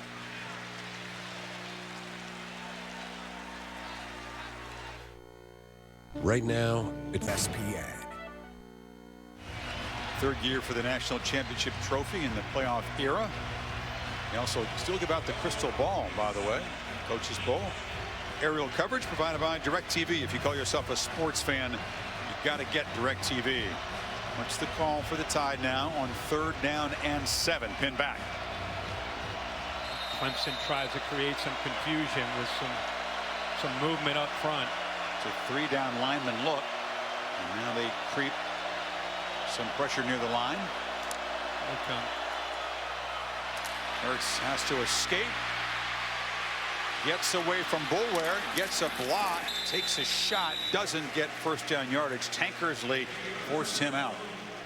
Yeah, it was a great job of bringing pressure, but at the same time keeping eyes on the potential threat of the quarterback run game.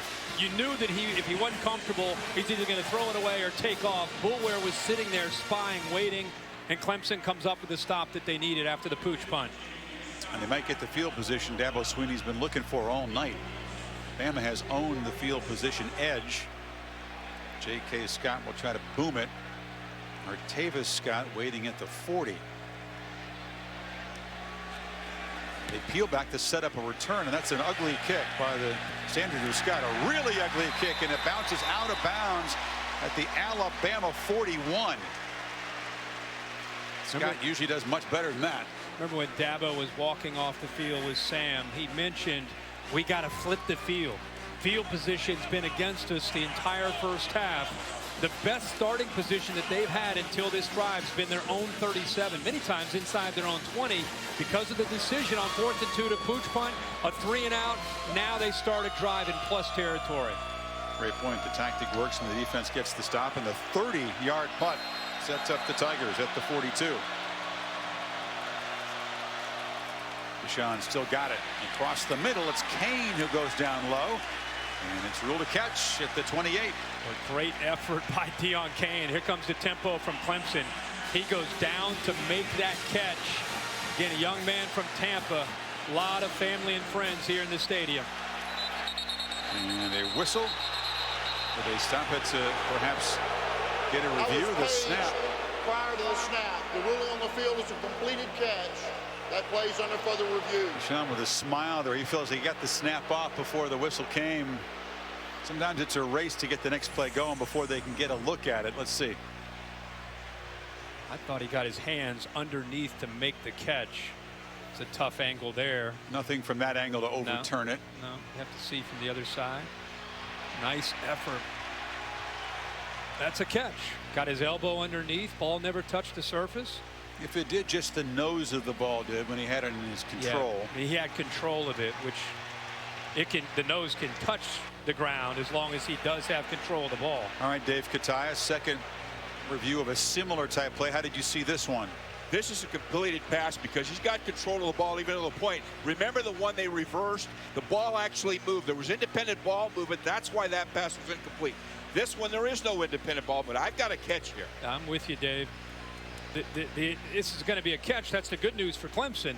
The bad news for Clemson is that's a big conversion, momentum, tempo, Alabama on their heels, and all of a sudden you got to stop because they got to take a look at this replay. That's a good point, Kirk. Even if the call stands, the Tide defenders all gathered up there catching their breath. Absolutely. After further review, the ruling on the field stands.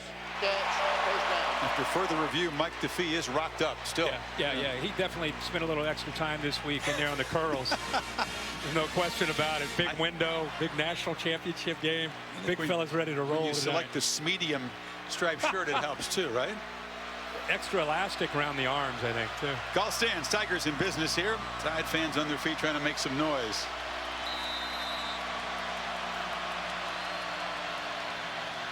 Keeper. And a crease before another hard hit. That was Rashaan Evans closing down that crease. Yeah, and also, again, Reuben Foster, those active middle linebackers. My point about the tempo, and that's such a big part of the Clemson offense. They get a first down, the jet sweep, the tempo, the variety of formations and personnel groupings. There's so much that goes into it before the snap, and when they had to stop, you lose a little bit of that momentum.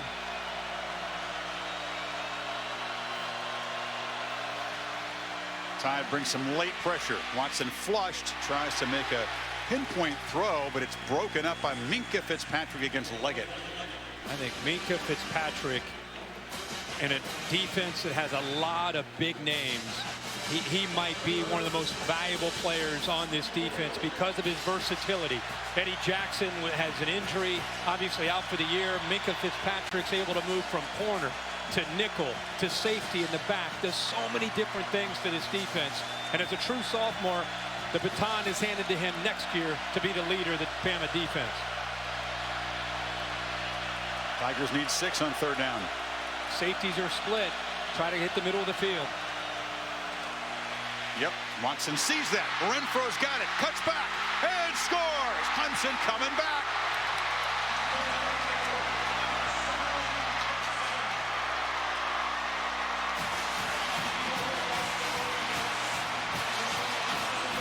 And Hunter Renfro, Kirk, at about 180 pounds, he might be 5'9½", is proving to be a Bama nemesis again tonight. Well, he has been a great player these last 2 years and one of the favorite targets for Deshaun Watson. I said earlier, when you ask Deshaun, who's your guy? Who do you like to go to in a crucial moment? He's quick to point up to Hunter Renfro is that guy. And Hunter Renfro with the 3 touchdowns in last year's 2 playoff games, and that one now 4 career playoff touchdowns. Nobody's got as many as that. Here's a safety who comes down, but watch the man coverage affected by 6 coming down into coverage right there. He gets kind of in the way of Tony Brown, who's got Hunter Renfro in man-to-man coverage. He has to slow down. His own man gets in his way. It's kind of like a pick there because of the tight end Jordan Leggett's route. And Deshaun Watson knows all along he's coming back to his guy Renfro. And the Tigers and Deshaun Watson making things interesting, only down 3.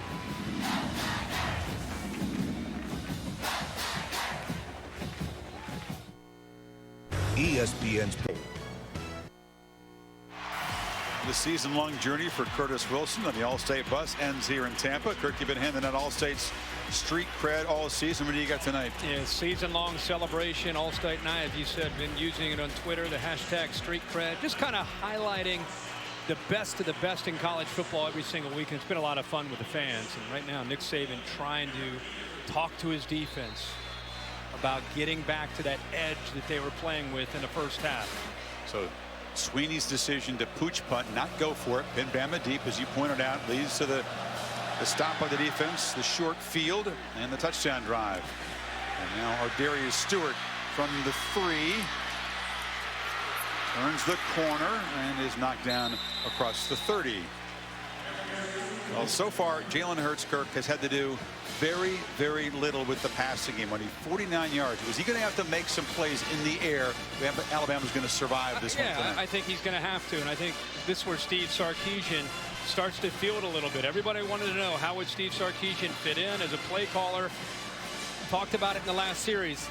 Sarkisian, Hurts haven't really felt the wrath of Clemson because of the field position. Now with the emotions favoring Clemson in this stadium and the way their defense is playing, and it's a 3-point game, yeah, Hurts is going to have to start making some plays. Just 19 offensive yards here in the 3rd quarter so far. 2:02 for the game. So here's a play action. Downfield shot. Stewart trying to run underneath it, but the quarterback overshoots him, and there was 2 Tigers in the area anyway. One of the things that Jalen Hurts all year, we've not seen him really throw the ball downfield, especially in the last 5 or 6 weeks. A lot of it's been short and underneath throws, even not quite to the line of scrimmage. You can see even after that last pass, only 2 passes in the air over 16 yards. So everything is up short, especially to the left. And that's why Clemson is really crowding those short passes and the running game. A second down short throw to Scarborough, who's hit immediately and knocked down by Tankersley. See, he's not really known for his downfield accuracy, is he? But when you're not threatening a defense downfield, it allows them to squeeze the line of scrimmage and make it even tougher on your short passing game and on your running game, because instead of keeping the safeties back, you've got 11 defenders within 7 or 8 yards of the line of scrimmage. And they're playing downhill because they don't feel threatened behind them. Alabama has failed on its last 7 third down tries. They need 10.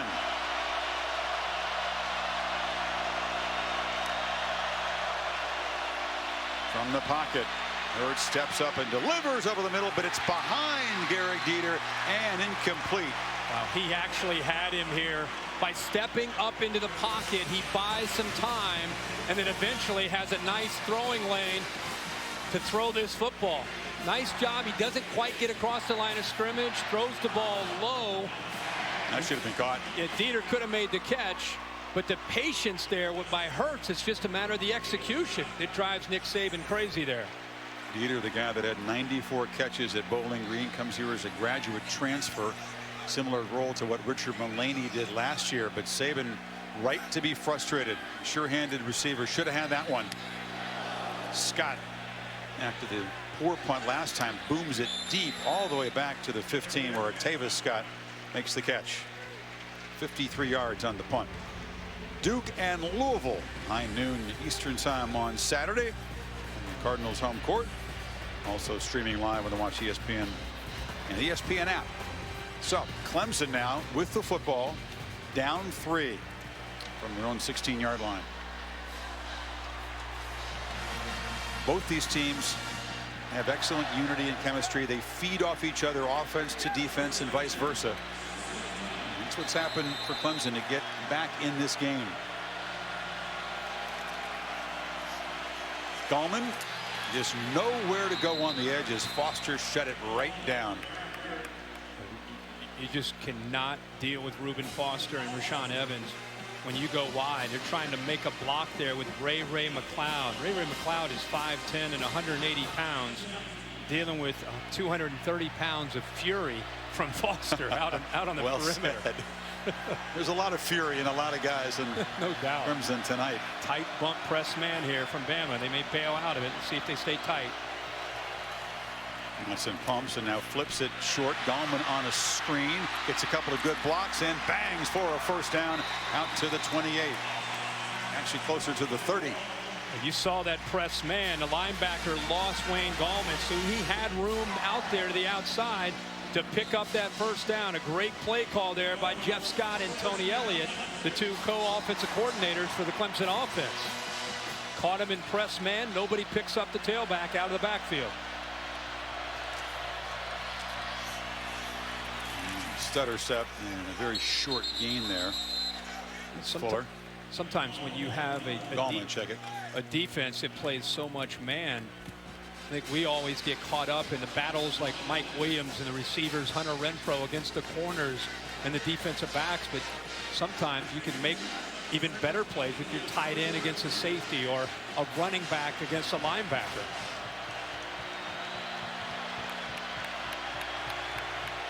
Fuller motions back in. Tide rush 4. Deshaun still pressured and sacked for a 3rd time tonight by Mr.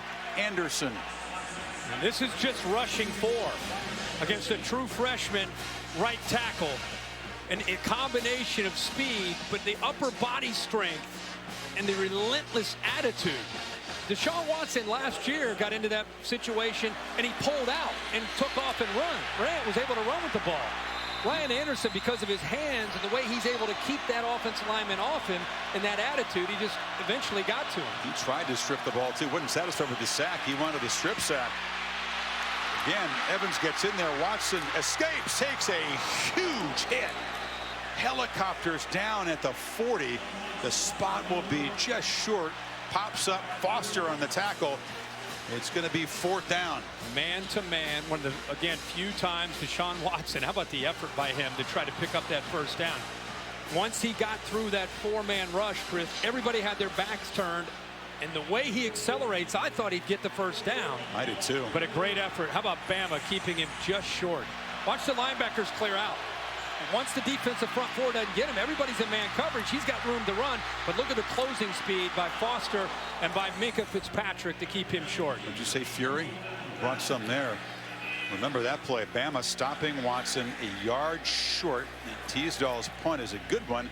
Rolls dead at the 21-yard line. From the very first play, Bama's defense has been flying around with violence tonight. Yeah, I mean, and again, the way he accelerates, that's a 1st down. They keep him short, and another big hit there by the linebacker, Foster. Boom. Just up under the chin of the quarterback, who lands very awkwardly. Win or lose, Deshaun is going to feel this one tomorrow morning. He has been in another battle. See if the Tide offense can get going. Very little productivity since midway 2nd quarter. And Scarborough had his 2nd touchdown run.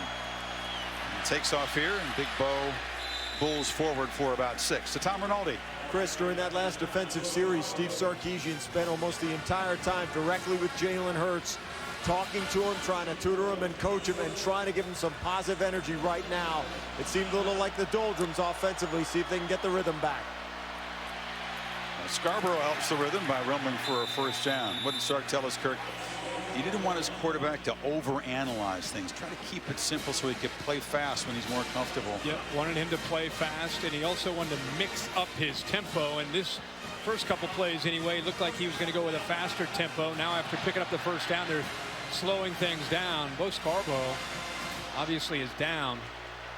He's battled through injuries throughout his very brief career so far in Tuscaloosa. The ACL as a freshman back in the spring of 2015. Dealt with injuries even in high school. Absolutely. That's certainly slowed his progress. Cleveland Farrell is up and walking around. Samantha, do you have any update from the Clemson sideline? Yeah, he's dealing with a left ankle sprain. He was in a ton of pain. They had him in the medical tent for a while, and then after taping up his leg, you see him trying to run right here. But they took him into the locker room where he was until about a minute ago, trying to run right now, obviously trying to get back out there. But in the meanwhile, Austin Bryant's going to have to keep going. So tough to push off and get any kind of upfield rush from that position. You have a tender ankle, and now here's the Scarborough play. Well, he's just starting to get healthy. These last 4 or 5 games really has made a difference with him back there healthy. You can just see not just the Washington game, but really starting in the LSU game, the Auburn game, the Florida game. 180 yards against the Huskies in the semifinal. Most of those after contact. Yeah, over 100 But you yards. mentioned the ACL. He had one back in high school, had another one when he got to Alabama. It was interesting. He came out and said that, you know, some of the comparisons to Derrick Henry, who won the Heisman Trophy, kind of got to him a little bit early in the year. He just wanted to be Bo and wanted to be his own guy. And between that and dealing with recovering from an ACL, he was a little bit slowed this year early. It really is more Damian Harris and Josh Jacobs. But as we said, he's come on now that he's been healthy here in the last 4 games. Heisman winner from a year ago, Henry here, was out there for the coin toss, a good mentor for Scarborough. And I think that you were spot on. He did a little bit of tribute to the former number 2 when he kind of high-stepped into the end zone. So some concern in the face of Henry. Reggie Rangland back there too, another member of that Tide championship team. Good news, he's walking off. Sam? Yeah, Chris, not a good sign down here for Farrell. Very upset. They took his helmet, all signs pointing to him being done for the night. And it is disappointing. But again, tough to go on an ankle sprain. And now they're without the edge pass rusher who was so effective against Ohio State. And Austin Bryant, who was a guy that they anticipated stepping in before his injury that he sustained in August, had a foot surgery. They thought he would be their best defensive end, and he now steps in there. He missed half the season with an injury. Hurts delivers a low throw, incomplete. Bounced before it got to Ridley, and he looks a little out of sorts. He's had some chances to make plays with relatively easy throws. Yeah, well, they brought a blitz there, and I think it affected his accuracy. He says, I got it. Yeah, Calvin Ridley all along felt that he got his hands under to make the catch. He's lobbying for a third review, but I think that... I don't know. That looks like... I appreciate his energy and trying to sell it, but pretty good look at it there that it hit the ground. But the blitz that time from O'Daniel affected the follow-through and the accuracy of Jalen Hurts. Play clock at 1, and they have to spend a timeout. That was frustration from Sarkisian over there. This was the problem they've had, Kirk, in recent games, getting it snapped on time. 30 seconds. So they spend one. We'll see if that comes into play later on in the game. As the Tide will face a 2nd and 10 here. Part of that is the freshman quarterback. I mean, after it happened in the Washington game, a lot of people wanted to say, you know, Lane Kiffin didn't do a very good job of preparing the offense because they were sluggish and they had some miscues, a lot of delay of games. But as even tonight, you're seeing, as much as they're trying to be tempo, as much as they're trying to hurry, that's still the reality of playing in a big game with a young quarterback. Let's talk about the play callers for Saban. In his previous national championships, he's kind of defied conventional wisdom by having a lack of continuity. Guys have come and gone from play callers, but in his 5 championships at Alabama, 4 different offensive coordinators. If you count Sarkisian tonight and they win tonight, it would be 5 different play callers. These titles at Bama for him. Combine the play callers and the different quarterbacks. I mean, it shows you that they rely very heavily on defense. But one thing that I think has gotten lost a little bit with the switch over to Sarkisian is the importance of what Lane Kiffin did in his 3 years here as a play caller. Scarborough walks off. Damian Harris takes his place to the left of the quarterback. And they fake it to him. Hurts throws downfield. O.J. Howard is wide open, and once again the tight end will victimize the Tigers with a huge play. Shades of last year. 68 yards. And just like last year, it's a blown coverage by the Clemson defense. This time it's Van Smith. You saw the disbelief. Tiger fans cannot believe that number 88 has gotten loose in another championship game with a huge pass play to put Bama back up by 10 if Griffith can convert the PAT. Wow. And Jalen Hurts finally produces a big play in the passing game. But what have they been doing? Throwing short, the quick passes, get the ball out to a guy like Calvin Ridley, right? So when you give them that look, you lull the defense to sleep. Ridley's here, he steps up, comes back for the potential throw right here. That affects the defense as they come up, and O.J. Howard acts like he's going to block and then slides down the left sideline. Watch the defense get fooled right here. They're all coming up to take Ridley, and they slide the tight end Howard right down the sideline. The safety, Van Smith, bit on that potential throw to Ridley, got out of position, and it's another time that O.J. Howard and Alabama get Clemson to bust the coverage. One little momentary mistake, as you pointed out, Kirk. One wrong step, wrong look, and Howard is by you. It's the longest pass play the Tigers have allowed this season. Comes at a very inopportune time for the Tigers. And this is the kind of play that we'd see Lane Kiffin raise his arms up as soon as the play call. In fact, you could see Calvin Ridley that he was pointing. He's in the middle trying to show that he's out for a route. He's pointing to O.J. Howard like, throw it deep, throw it deep. Hurts got more yards passing in that play than he had the entire game coming in.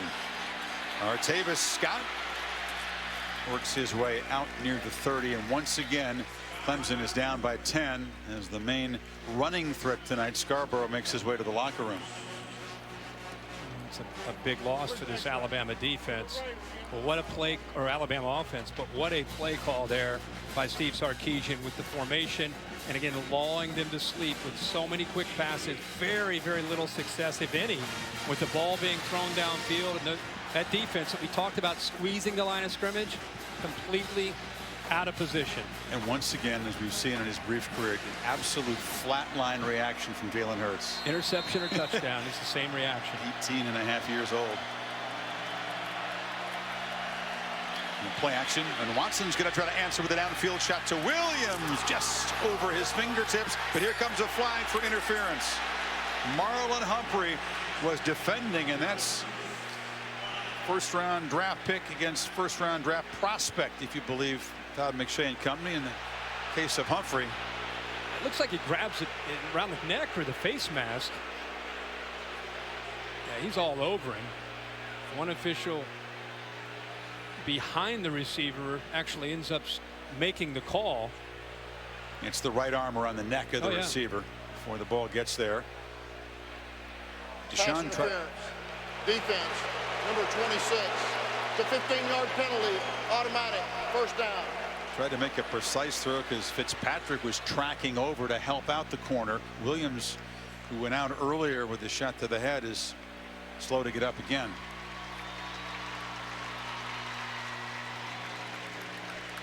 Williams has made 5 catches, but no big plays for only 40 yards. He's been targeted 7 times. Penalty moves the ball to the 43. It's the 7th for the Tide tonight.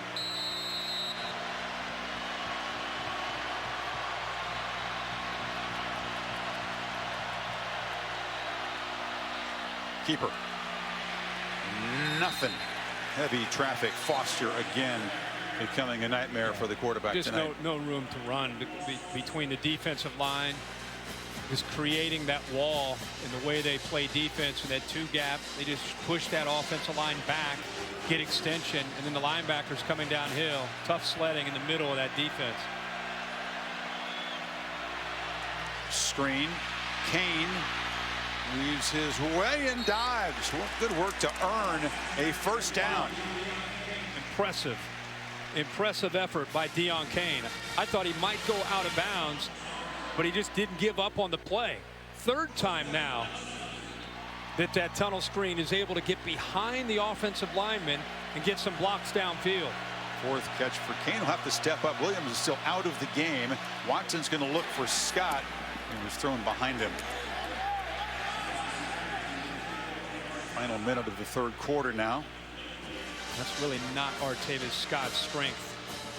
Downfield, a little bit undersized. Typically you see him more involved in the jet sweeps and the short, quick throws close to the line of scrimmage. They've not really been able to get him on track tonight at all. No, he's Clemson's career reception leader. Does not have a catch. Watson far side. Kane again working one-on-one. He beats Averett, moves the 6 again.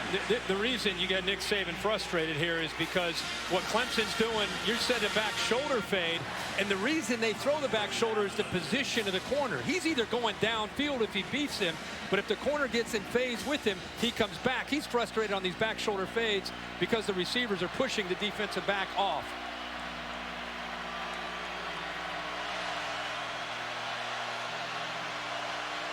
A lot of shifting for the Tigers here. Gallman in the backfield. They fake it to him. Deshaun looking for Gallman, then dips it off short to Leggett. And Jordan Leggett bangs down for another first down inside the 20. He faked the ball to Wayne Gallman. It looked like he might want to go to the wheel down the sideline, comes off of it, and then finds the tight end kind of as a check down. Leggett, who gets away from the defensive back that time. Good job, good patience there by Deshaun Watson. And good spot, Kirk. They had to check it down, get 17 yards though, and now pitch it over to Scott. It's the kind of route you're talking about, but Artavis Scott in traffic just worked his way free and gets 9.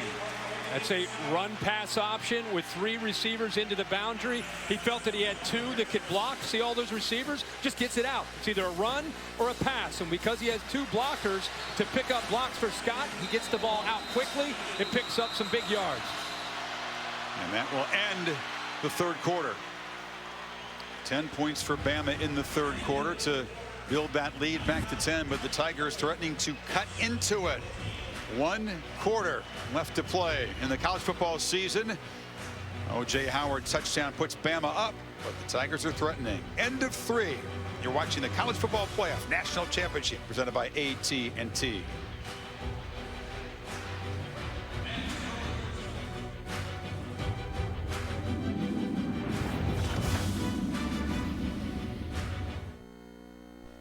All right, so we'll lay it out. Fourth quarter coming up at the College Football Playoff National Championship presented by AT&T.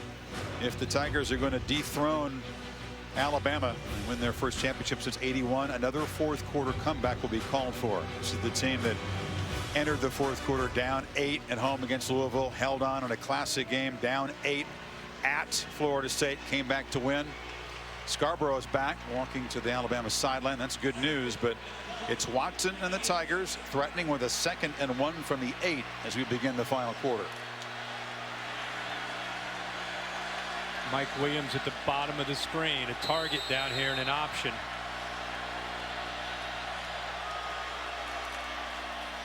A fake jet sweep, a fake option, and a keeper for a 1st and goal. There's a lot going on there. It was. You know, that's their offense. The fake jet sweep catches some of the eyes, but I think the fake pitch to Gallman got the linebackers out of that tight area between the guards. And that's why he was able to pick up enough room there for that 1st down. And a powerful run. For once, you saw Foster knocked back by Watson that time. 1st and goal. Gallman. Not much. Evans and others on the stop. That's the 73rd play for the Clemson offense as we're just starting the fourth quarter. Tony Elliott telling us the goal is around 80 plays. Wearing down an Alabama defense is part of the plan in the fourth quarter. It's a defense from Bama that is incredibly talented, but doesn't have the depth that they've had in the past. They ran 90 plays a year ago. Tracking toward that, you're right, against the defense not as deep. Watson for the end zone. Williams, touchdown.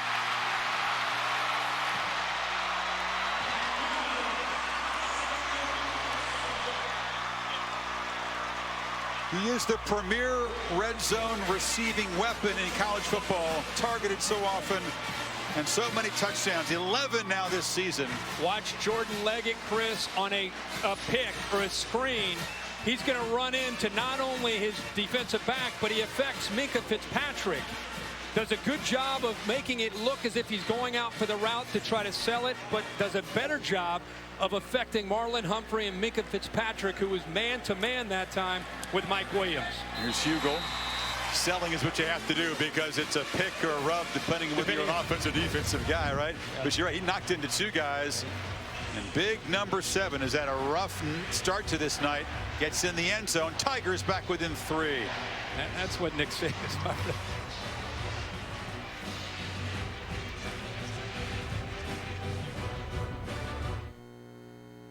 Looking for great television now.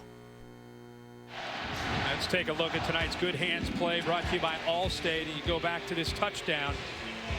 Tomorrow will be one they're talking about. Jordan Leggett, see he's kind of lowering his shoulder at the end, puts his hands up, clearly affecting Fitzpatrick, who is man-to-man coverage. An easy throw for Deshaun Watson, and Nick Saban was not very excited about that call, that no call there on the pick. He's yelling a pick. What about the pick?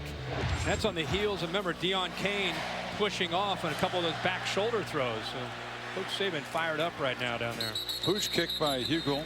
Henschkes again for the 2nd time tonight comes up to make the catch at the 32-yard line. And so once again, Clemson's touchdown puts a little pressure back on this Alabama offense, taking over up 3. Tom? Bo Scarborough taken off the field to be evaluated, back on, but straight into the medical tent. A lower right leg injury, Chris. Questionable to return and remains in that medical tent. Lower right leg, Tom. They're not being any more specific than that. The knee, of course, has been the issue in his career. That is a significant loss for now for the Bama offense. Damian Harris, very effective running back as well. Hasn't carried the load down the stretch, but he's got talent, and you can see he barrels ahead for a nice gain of first down. A different kind of back, 5'11", 214 pounds, low center of gravity, very, very thick, great balance. Decent speed, too. Quickness, great quickness. Early in the year, he was kind of the go-to guy. Remember against USC, he got out loose. Adoree Jackson did track him down, but he made some big plays early in the season. You're right. Bootleg action. Hurts is going to be dropped right at the line by Carlos Watkins. Clemson's defense yet to have a sack tonight. They've had multiple sacks in 12 straight games. Brent Venables that time dialing up pressure, trying to continue to put pressure on Jalen Hurts. Remember the Clemson goal with Brent Venables: make Hurts throw the football to have to win.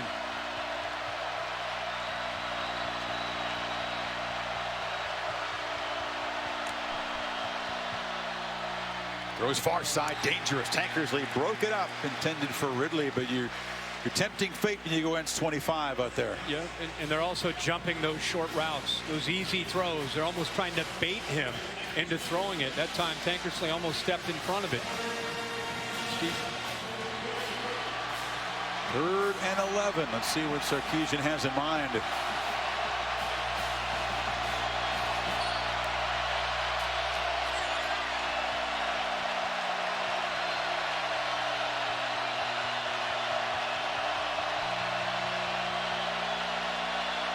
As noisy as it's been all night, and the play clock is winding down. They snap it at 2. Retreat. Howard's got it, and he's tripped up. Nice tackle from behind there by big Dexter Lawrence and Muse. I think it's a miscommunication. You got the tight end, but you also have the running back. Watch Damian Harris. He's anticipating the football, but instead the big tight end Howard goes up to get it. If they get that ball to 34 and Howard's out front to block, he's got not only a first down, he's going down the left sideline. That was weird. There were 2 guys right in line for that screen. A mix-up there as the play clock was winding down. I thought Howard was still going to make the first down, but Lawrence just got a hold of his foot. And Scott on the punt.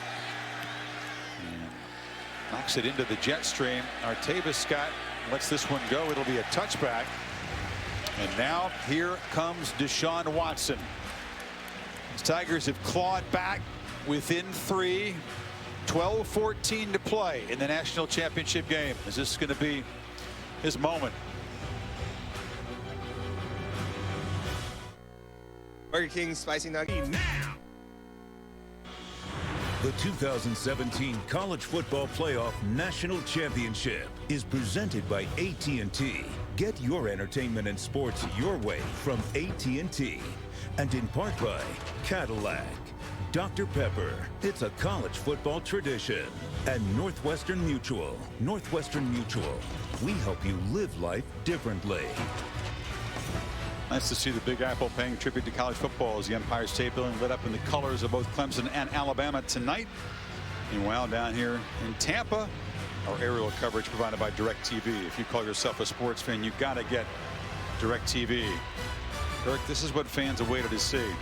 Deshaun Watson and this Clemson offense going to work against this fierce Bama defense as the Tide try to protect a 4th quarter lead in the championship game. Good stuff. They bring pressure. Watson hit and dropped. It's a gang tackle, but it was Rashaan Evans just exploding through. He just came right through the middle, timed it up perfectly, shoots right here through this A gap between the center and the left guard, and nobody picks him up. In fact, the lineman went down trying to set up probably a screen, or I mean just a quick throw, kind of a quick game. But bad time to hit the ground and hit your belly when you get a linebacker blitzing right up the middle. Evans filling in for Sean Deion Hamilton, who injured her knee in the SEC championship game. It highlights the depth and athleticism of this retooled Bama defense. These are 7 new starters and a new defensive coordinator from last year's championship defense. Remember that. Deshaun on 2nd and 16 now has more time, delivers over the head of Renfro. He was well covered by Harrison. There's confusion on the other side of the alignment where Clemson will have Jordan Leggett. You saw Rashaan Evans late adjust out, but Leggett broke free, and there was some kind of miscommunication. Fortunately for Alabama, as Deshaun Watson dropped back to throw, he looked completely to his left and never even saw Jordan Leggett in the confusion from Alabama's defense on that side. They need 16 on this third down play.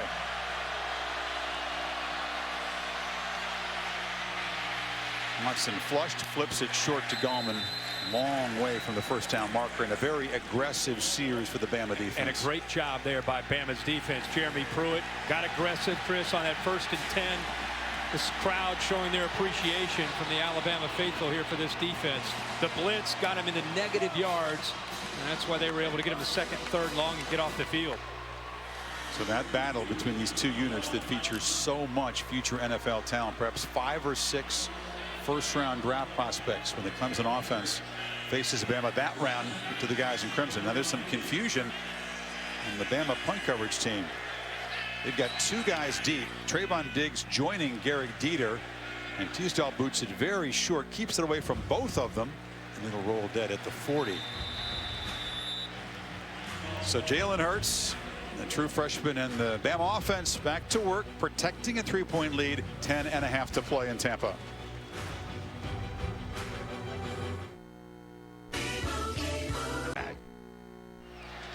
NBA Saturday primetime on ABC.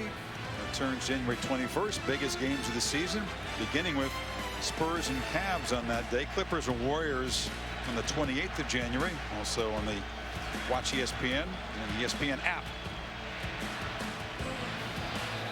Jalen Hurts, one big touchdown pass to O.J. Howard. 11 of 26 for 122. So far that's been enough as he tries to do what Jamel Holloway did back in '85, win a championship as a true freshman quarterback.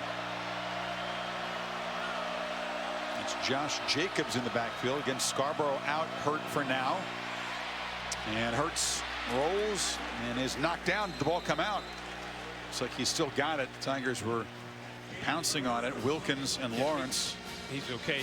I'll tell you what he had to do there, Chris, is our Darius Stewart fell down on his route. He showed his composure there as he looked over to try to make that throw. He sees a receiver on the ground, and instead of giving up on it, at least picks up a few yards and avoids a negative play. Jacobs, quick little burst, gets across the 45. It'll be 3rd down. Yeah, right now they're relying on Damian Harris and Josh Jacobs with Bo Scarborough out of the lineup. For the 2 backs, really the first half of the season that they relied on the most. Look at that lack of success. 0 for their last 9 on 3rd down. Sarkisian was brought in initially this year before he was the play caller to do some 3rd down analysis. This was his task for most of the year.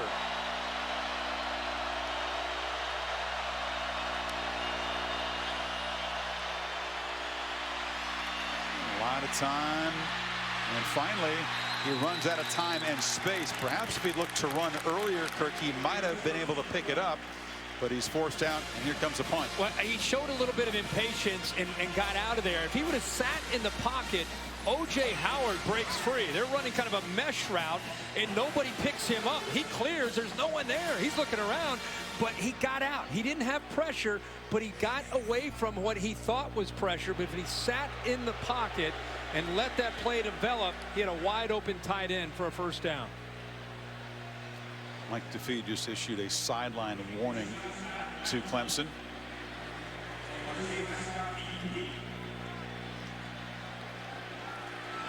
Tigers didn't come after the last Scott punt. They peeled back the set of return. Earlier, of course, they did get a piece of it. This boot sent away from Artavis Scott and will roll dead at about the 21-yard line. Exactly 9 minutes to play in the national championship game. Watson, another opportunity to take the lead.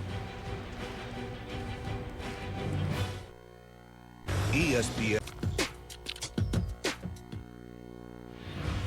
Do you believe in signs? Dabo Swinney does.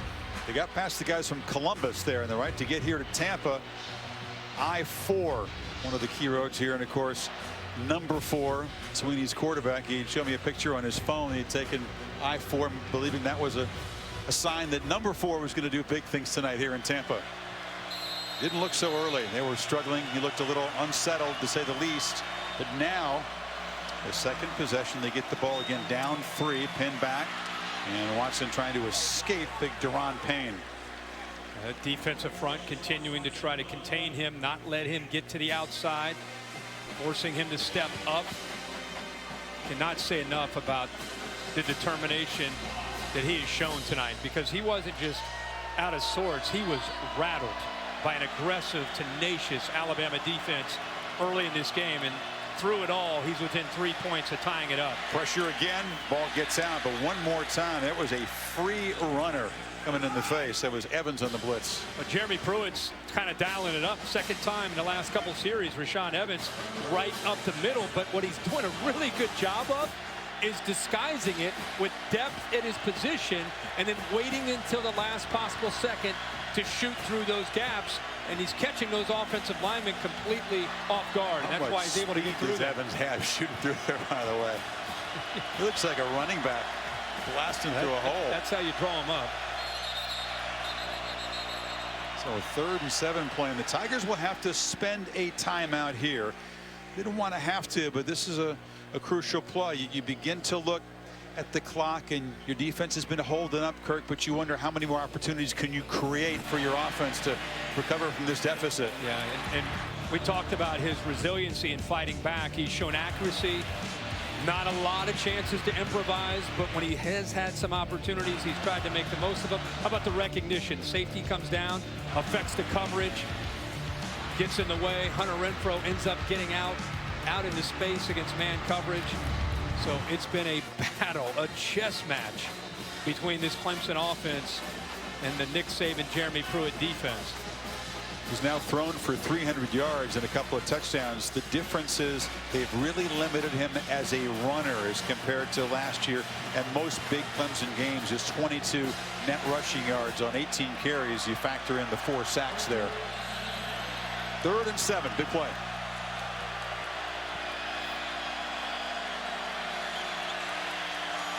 Slant, low throw, Renfrow, not quite yardage, I don't believe. It's going to depend on where they put this ball down. No, they're going to give it to him. Wow, another clutch catch by Renfrow, and it is a Clemson first down. They motioned out Wayne Gallman. It affected the communication. You saw Tony Brown looking around with his back to the ball. Ball snapped, and he's covering Hunter Renfrow man to man.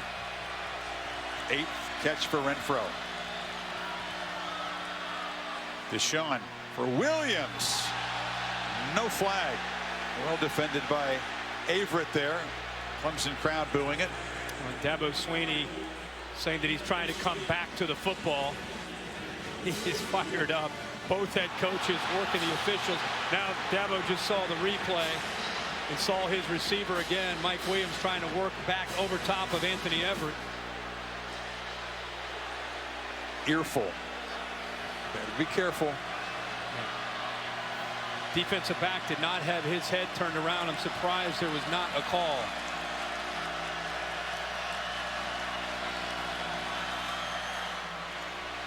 Watson has a lot of time, but it's running out quickly. He's hit. They try to knock the ball loose. Deshaun somehow stays alive and throws it downfield over the head of Leggett as he was buried by John Allen. That is a lot of energy consumed by Deshaun Watson just to keep the play alive. Watch Chris as he right here, you think he's going to be taken down by Anderson, but the effort, but watch after he throws. Allen lowers the boom and all of his weight coming down on top of him. Allen's 291 pounds with a lot of force because of the momentum coming down on Deshaun, and now Deshaun Watson has a 3rd and long. Exactly. You're putting all that energy. You got to get the heart rate down and come up with something here. Keep the drive alive. They need 10. Snap it at 2 seconds. Deliver far side. Leggett is open, but it's off his hands, incomplete.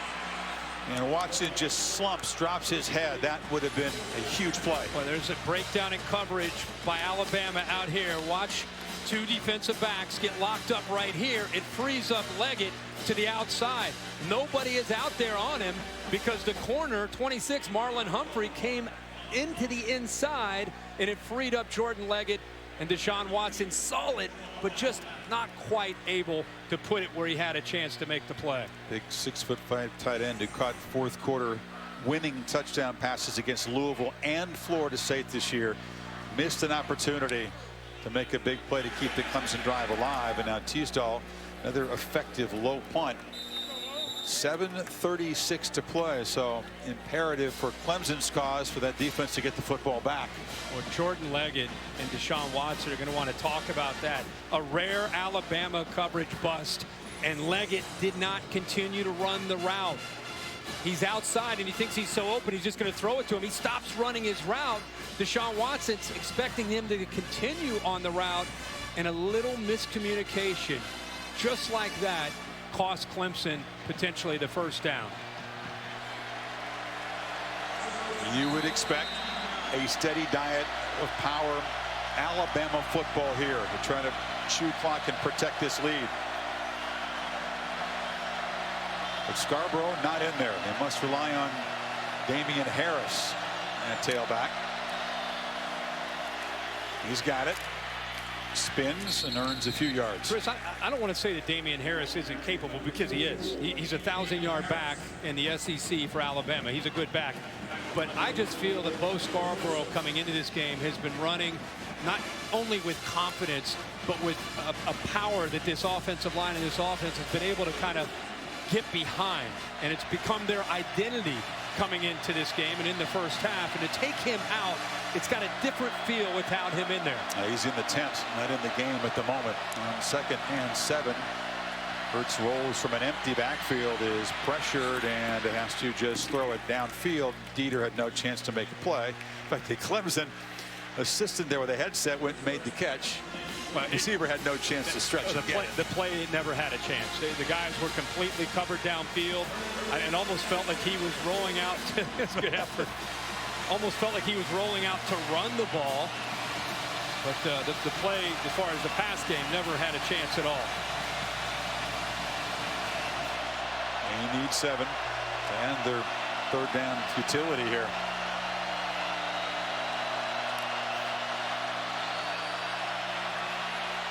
Looking deep for Stewart. Once again, he shoots it over the head of the receiver. Had no chance to make a play. Yeah, it's just throwing it and hoping.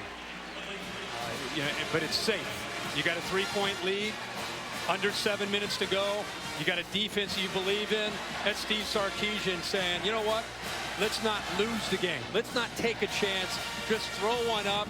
Throw it as far as you can. I would question the throw, not the call. I mean, this is a Clemson team that has more defensive holding and pass interference penalties than anybody in FBS by 5. Yep. And they haven't been able to create that because the ball is constantly overthrown. Alabama's not been able to draw many pass interference this year either. Scott gets it away. Artavis Scott again tried to make a fair catch. The ball bounced. He couldn't get to the ball as one of the coverage men kind of got in his way. And it rolls dead all the way down at the 12-yard line. Well, the 56-yard punt. Let's just check this out again. I think it was Levi Wallace who kind of got in the way. That ball almost touches Scott's left foot. Yeah, good point. Not quite close enough to crowd him. But it's a break as it does bounce down there, and a 56-yard punt ends Deshaun way back now. How many more chances will this Clemson offense have to reclaim the lead? Gallman in the flat, gets a block, and hops back close to a first down to the 21. Good tough running. It's an extension of their running game. Get the ball out into the flat, into the perimeter where he has a little bit of wiggle room. It's been very tough for him to be able to run under 3 yards a carry tonight. So you get him outside where he can catch the ball and have a little bit of room to try to make people miss. They fake it to McLeod, and Watson with the keeper, shoved out by Harrison. It's a first down. 6 minutes to play. We have talked so much tonight about Steve Sarkisian and the Alabama offense. And often when you're the defensive coordinator in Tuscaloosa, we talk about Nick Saban. But Jeremy Pruitt's experience against a Clemson offense has to be coming into play tonight in the way they've been calling this defense. They've simplified, and they're playing much faster tonight than they did a year ago. Watson delivers, Leggett again finds a little crease, and Deshaun gets it to him out across the 40. Kind of what Alabama had success with earlier. Kind of fake that little quick throw to Mike Williams, fool the defense, and then sneak that ball between the corner Everett and the safety Ronnie Harrison. Quick throw there before the safety can come over. Great recognition there by Deshaun Watson. Out of the game at the moment is Jonathan Allen, the Bednarik Award winner. And Watson loops it for Williams, who goes up and makes a huge grab at the 30. Showing the big body and the hand strength. Former basketball player, body control and ball skills. How he goes up and high points the ball. We have a flag down late. Clemson reacting as if it may be on one of the linemen right after the play as Clemson's trying to go tempo. After the play, unsportsmanlike conduct. Defense, number 94. The 15-yard penalty, automatic. First down. So Deron Payne flagged, lost his cool, and that'll move the Tigers 15 yards closer to a potential go-ahead touchdown. Moves it all the way to the 16. A mental error, and something you don't see from Alabama defense very often. Payne this time the culprit, and not only the big gain, but with the penalty on top of it. 4 plays, 72 yards, a minute 5. They're inside the 20. 26-yard gain, tack on to 15. Payne is what that caused Nick Saban on that sideline. The ruling on the field is a completed catch that plays under further review. I know they're going to back it up, and Tom Robbins is going to make sure that Williams did come down with the football. How about him adjusting back to the ball, Chris? High points the ball. Tremendous effort. That ball's down on his thigh. I don't know. I have to maybe see it. This angle might show it. That's why people feel he's the best receiver in the country. The deep ball, the vertical ball, how he adjusts back, finds the ball, and the body control. That's a clearly a catch. Yeah, it did not touch the ground. He had to try to use all of that hand strength and maybe a thigh to get that thing collected. After further review, the ruling on the field is confirmed. It's a catch. First down. While he was being grabbed and also kind of hitting the head on the way down, too. Yeah. Meanwhile, even though it's another example, Clemson gets the catch. It's confirmed. But what happens? Instant replay slows down that energy and momentum that Clemson had created on this drive. I talked about 4 plays, 72 yards, and a penalty on Alabama. Bama's defense is on their heels. They get a quick break there as they review it. Able to get Allen back on the field along with Williams and Tomlinson. With the Tigers 16 yards away from taking the lead. Watson, keeper. Navigates to the edge and leaps toward the pylon. Spotted out just short. Given everything he's got again tonight, Deshaun Watson. Gosh, what an effort by Watson. The only reason they didn't call it a touchdown is the ball is in his right arm. He gets pushed out of bounds. If the ball's in his left hand, he might be able to reach for the pylon.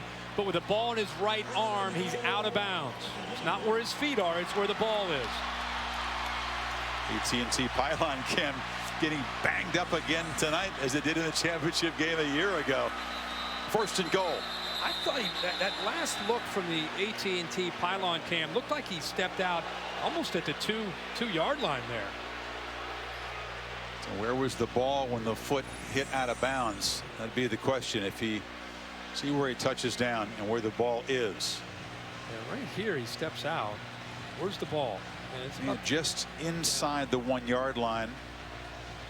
The official just picked it up and put it down a little farther away from the goal line.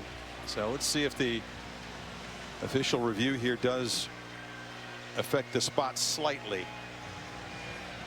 But the bigger picture is the Tigers have marched 87 yards. The ruling on the field is confirmed. Short of the goal line, first and goal. 87 yards in 5 plays, a minute 29. And after being down double digits for most of this game, Clemson can jump in front in the final 5 minutes. they can get one more yard here.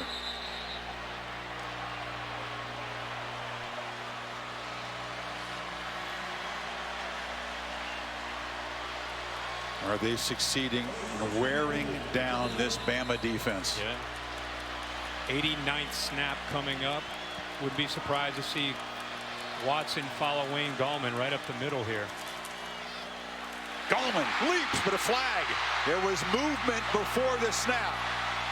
Gallman dove into the end zone. Deshaun says it's on Bama, and it's a touchdown.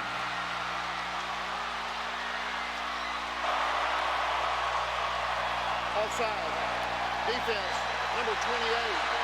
Lined up in the neutral zone. Penalties decline. Touchdown.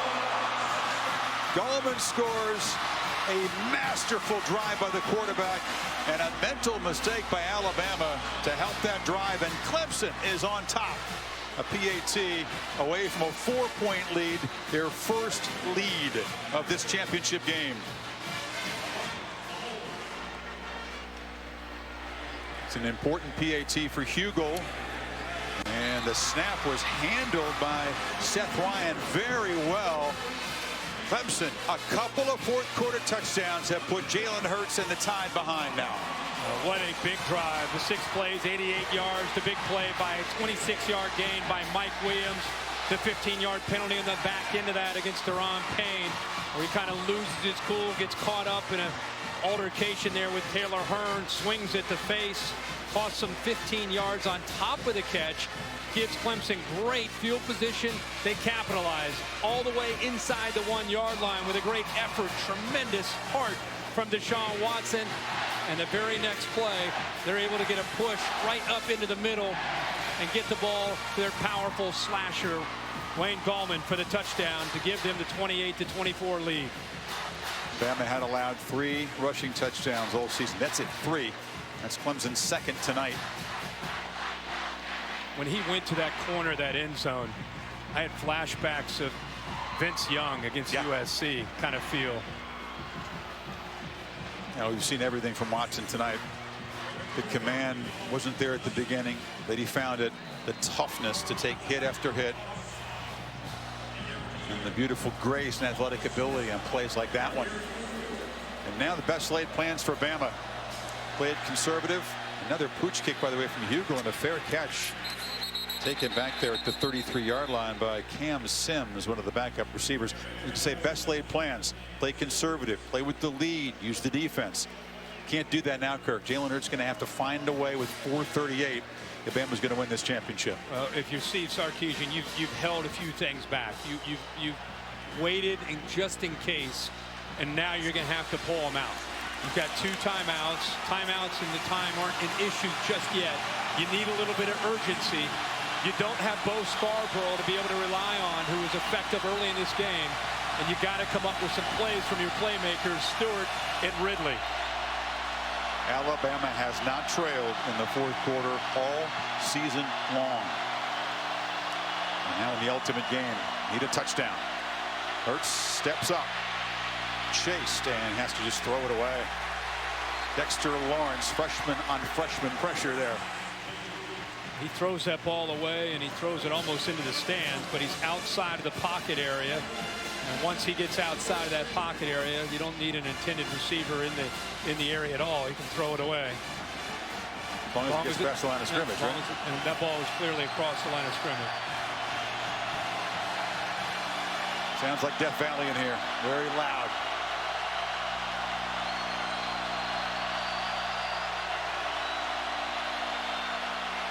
A lot of traffic and a catch made, but a tackle behind the line by Boulware on Damian Harris. It'll be 3rd and very long.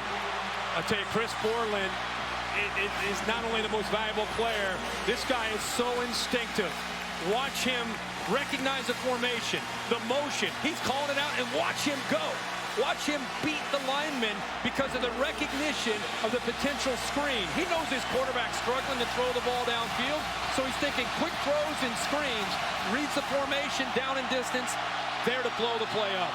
Down in distance is ugly. They need 3rd and 16. They failed on 11 straight 3rd down plays. Hurts running out of time. Running to create some space, lobs it back across to Ardarius Stewart, who comes back, makes a catch, but he's a yard short of the marker at the 41. What's Saban do here? And Nick Saban has to look at this with his offense and the way they played, has to think about going for this at 4th and 1. Brings another tight end, doesn't hesitate. How about Steve Sarkisian? He's been an offensive analyst the whole year. Lane Kiffin's been calling the plays, and now he's about to call one of the biggest plays of his life without Bo Scarborough.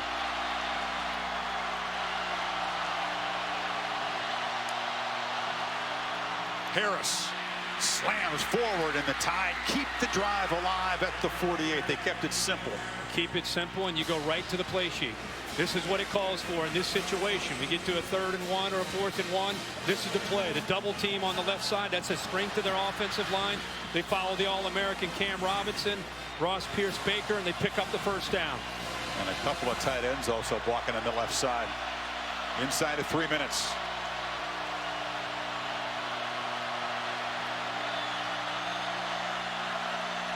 Hurts backward pass to Stewart. He can throw it. Looks downfield for Howard, who makes a catch at the Clemson 30. A trick play dialed up by Sark. We just talked before they started the series. Steve Sarkisian has probably kept a play or two back for this drive, for this moment in the game. And he goes to a throw from the receiver, Ardarius Stewart, to the big tight end that time, O.J. Howard, who makes another big play for the Crimson Tide in a national championship game. High school quarterback, remember, Ardarius Stewart shows that he's still got the arm. They pick up 24 yards. Hurts now took a peek downfield and now just barrels forward, still running in the clear, and scores.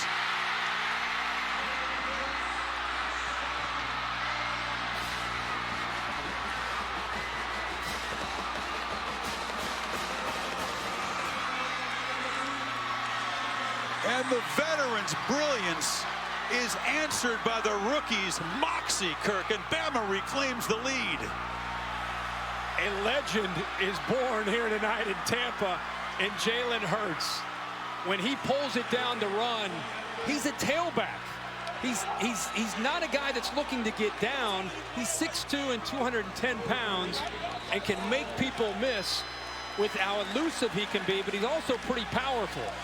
And that just opened up in the middle of that defense, and he recognized it and took off. So let's look at that sequence. The 4th down conversion behind the strength of the offensive front, converted by Harris. And in his own territory late in the game, Nick Saban show he's willing to take some chances. Now Stewart with the throw to Howard. You've got Stewart, who's going to end up going out here. He's going to throw back and find his tight end, who's right here. Does a nice job of being able to kind of wait for it to get out in position to be able to make the throw. Ball is clearly thrown as a lateral. What an effort by Stewart to make the throw. And then this is just incredible to watch the linebackers clear out. Linebackers clear out, man coverage. Now he just shows you what makes him such a special athlete. Pretty good effort by Forrestall as well on a block to see his quarterback taking off. He turns around and picks up a nice block. I was going to say, Hurts wasn't the only true freshman to make a nice play. That Miller Forrestall is a true freshman tight end who just planted the defender.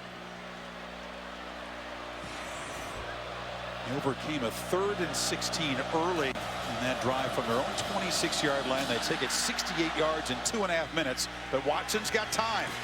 Plenty of it. And Fuller tries to set him up in good field position. Oh, C.J. Fuller was in the clear and was just brought down by Tony Brown there, a saving tackle. Wow. I mean, how about the heroics here late in this game? These two teams, much like last year, just going back and forth. It looked like Alabama's there. Once they missed that first tackle, he gets out in the open with room to run. There was nobody but the kicker behind him. Yeah. Tony Brown makes that play. Comes up a little bit lame on his shoulder, but stays in the game. So here's Deshaun from the 32. A field goal to perhaps force overtime, a touchdown to win it.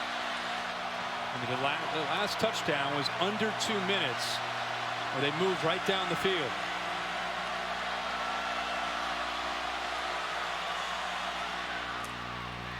There's a short catch. Leggett able to get out of bounds. Tigers have a couple timeouts to work with. Important thing for that front four. Remember, we have Clemson now at 90 plays offensively. We've not seen a lot of rotation. Fatigue, mental fatigue, physical fatigue for Bama. Can they tough it out and still contain and pressure number 4? Get after him and not give him time to throw. They bring pressure, but it's picked up. And Williams down the sideline makes another big catch. He beat Averett. And the Tigers threaten again. That's a matchup you're going to take. If you're going to leave Mike Williams one-on-one with a corner who's undersized, notice how he puts it up in the air to give Williams at 6'3", who can leap up close to 40 inches, give him a chance to go up and make a play. Nice job of seeing that by Deshaun Watson. Now they get it to Scott, who laterals to Gallman, who is hit immediately but stays alive. And Gallman spinning and driving down inside the 35. There was a lot going on there.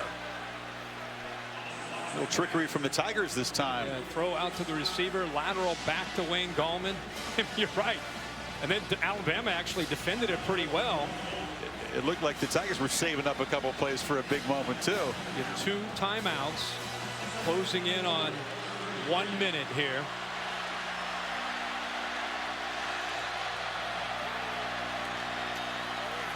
Watson takes off, but will be dropped for a short gain. It'll be 3rd down. Ryan Anderson got him inside of a final minute, clock running. Clemson electing to hold on to those timeouts. Worst case scenario, they're thinking about trying to get this game into overtime. Well, I'd say they're not playing with a whole lot of urgency here, are they? 3rd and 3. He needs 5 yards to feel really good about having a chance to get it into overtime. Long for Hugel is 47. He's hitting from that distance in warm-up.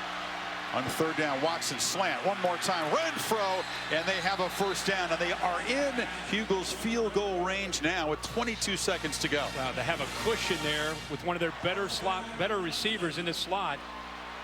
They saved the timeouts and just fire the ball into the ground here.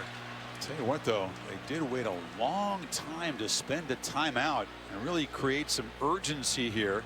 They want to obviously save 1 timeout for a potential field goal attempt, but I'm a little surprised they weren't looking more aggressively to win the game with a touchdown here. Sure, at the very least, maybe a couple shots into the end zone. Well, they can do that. There's still the timeouts, but just 19 seconds now. You got to believe they're going to have a safety over the top of Mike Williams, who's down here at the bottom.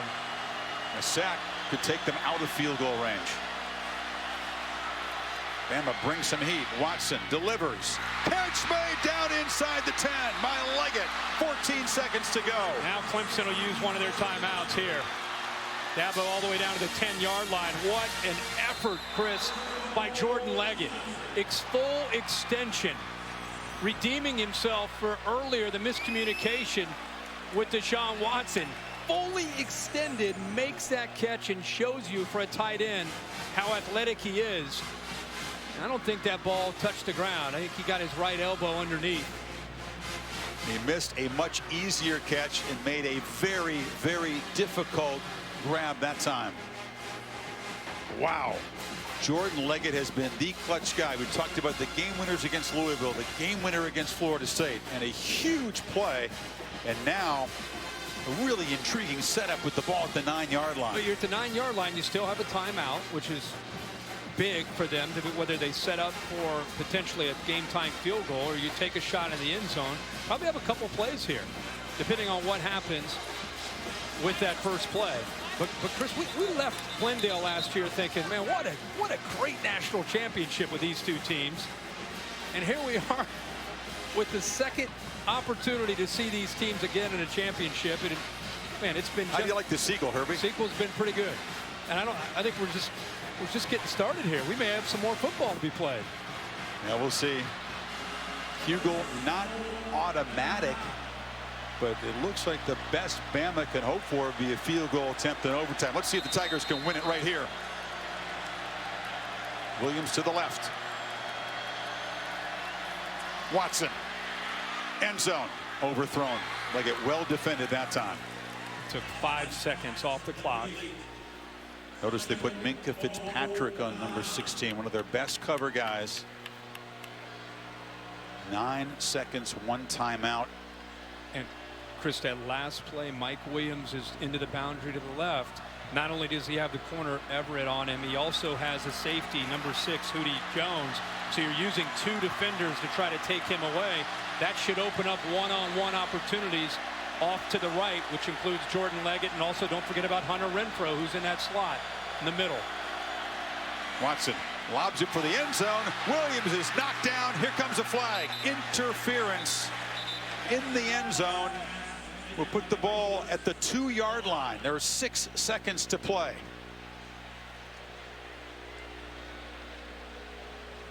Force Mike Williams back to the inside, but then just grabs a hold of him.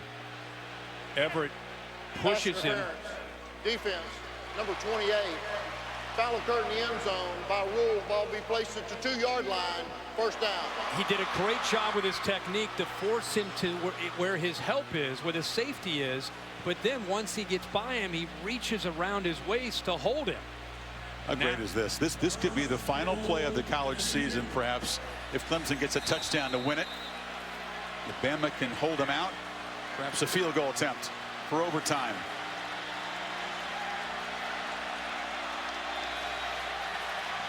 Watson, touchdown!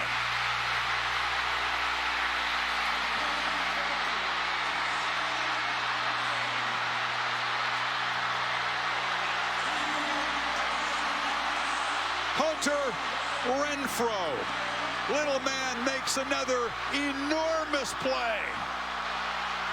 1 second remaining.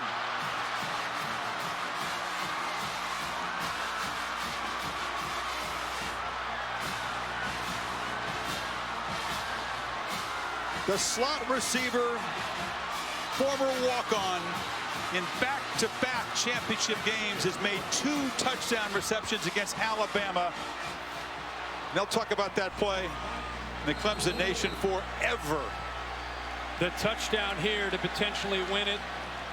The 2 for the night, 2 last year, and maybe the best tackle that he's ever had in his life after Ryan Anderson had a sack and a fumble recovery for potential touchdown. Great point. Early in the game, he did save a scoop and score touchdown, and then did what he does best, go down and make clutch catches. Offside defense jumped into the neutral zone, causing the offense to react. Half the distance. Decline. The penalties decline. We'll have the try. The 10th reception of this game for Renfrow.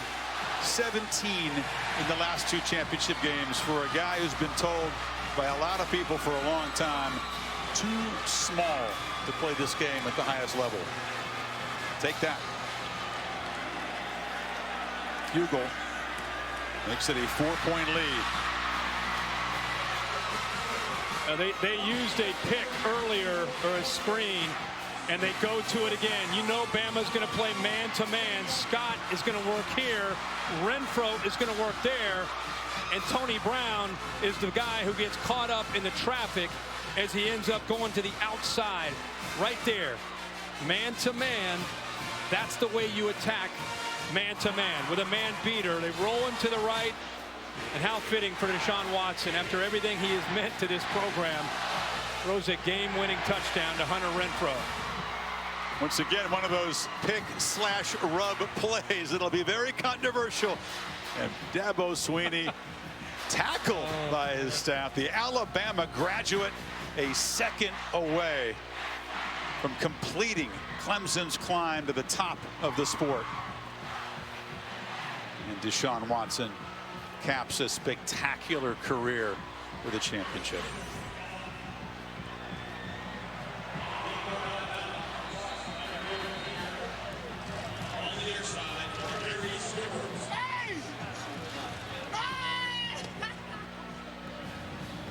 One final piece of business.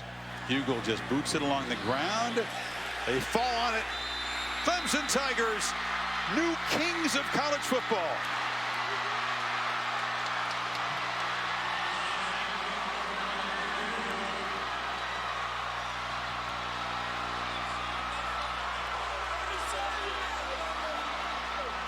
Clock still has a second on it, by the way.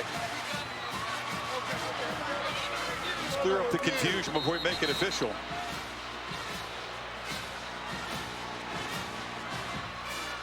Mike DeFee's got his hands full to clear the field here, and let's bring Dave Kataya in to try to help us sort this out. Get the ball rolled 10 yards before they fell on it. There's 2 points here. Number one, the ball was recovered on the ground. If the ball is generally recovered on the ground, the clock's not going to start. But let's see, they're going to have to look at this, the timing on this, to see exactly what happened. Replay buzzed it, I'm sure, right away to take a look at this. The clock does not start till that ball is legally touched. It's legally touched when by the kickers if it's traveled 10 yards. It's legally touched with receivers. Let's see if it traveled to the 45-yard line. Let's see who touches it here. Of course, they can't touch it till it goes 10. And it did just travel 10 yards before it was collected by Hugel himself. Now, the key is the clock starts as soon as he touches it, but his knee's on the ground. That means it should be an immediate. I think they're going to have 1 second left here because he's not up with this. 1 second for Clemson to just take a knee. Exactly. Right. They didn't recover the ball, so it's legal recovery. It's 10 yards. Yeah, so it's going to be Clemson football. There's not going to be a Hail Mary for Alabama here if they give the ball to the Tigers, as they should. They've got to look at several factors. Again, whether it was illegally touched before it goes 10 yards and what the status is of the clock. Are you convinced that his knee was down when he actually collected the ball? It appeared to me that his knee was down when he collected the ball. The key is they're going to have to look and see exactly when that ball's touched relative to the knee being down and exactly where the ball was recovered. I didn't see a kicker touch it till it traveled 10 yards, which makes it legal. One more look at where was Hugel when he got the ball. It looks like the knee is down. But it's a moot point. They're going to go out there and take a snap and take a knee. Exactly. And in Clemson, by scoring 21 points in the fourth quarter against an Alabama defense that had allowed 32 all season in the fourth quarter, is going to win the championship. Can't say enough about this Clemson team and what they faced early in the game. Down 14-0. Their leader, the guy that they believe in, Deshaun Watson, was rattled at that point in the game. The game looked like there were many people probably watching thought, wow, this Alabama defense is going to get Deshaun Watson this time. They were hitting him hard and often, rattling his cage. 15-yard penalty. They were out to intimidate him, and it worked. But Clemson deserves credit for settling into the game, making adjustments, and Deshaun Watson ends up fighting back, throwing again for over 400 yards. Last year 400, this year 400. We thought, how can you top the 405 yards with 4 touchdowns? Well, by throwing for 420, 36 of 56, and 3 more touchdowns. Also, of course, running for a touchdown, avoiding any interceptions. After reviewing the play, the kickers legally possessed the ball beyond 10 yards. The ball belongs to Clemson with 1 second on the clock at the 46-yard line. That's fitting, Kirk. Send Deshaun Watson out in victory formation. Let him end this championship game and his career with a kneel down, huh? Absolutely. And keep that football and put it in his trophy case. He has meant so much to the Clemson program, so much to college football. Talk about a guy that has done it the right way, graduated in 3 years, led this team the last 3 years to heights they've never been for Dabo Swinney. Dabo will beat his alma mater, and Clemson will beat Bama for the first time in 40,619 days, going back to 1905. Official punctuation. Clemson dethrones and avenges Alabama.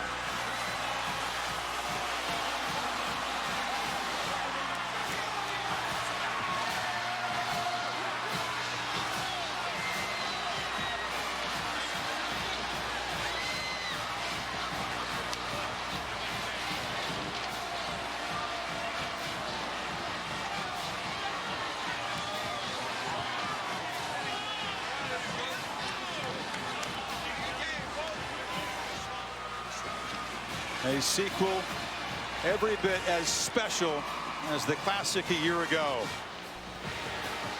Alabama's ferocious defense had its way early. Deshaun Watson and the Tigers had the final word with a spectacular fourth quarter. Just a great game.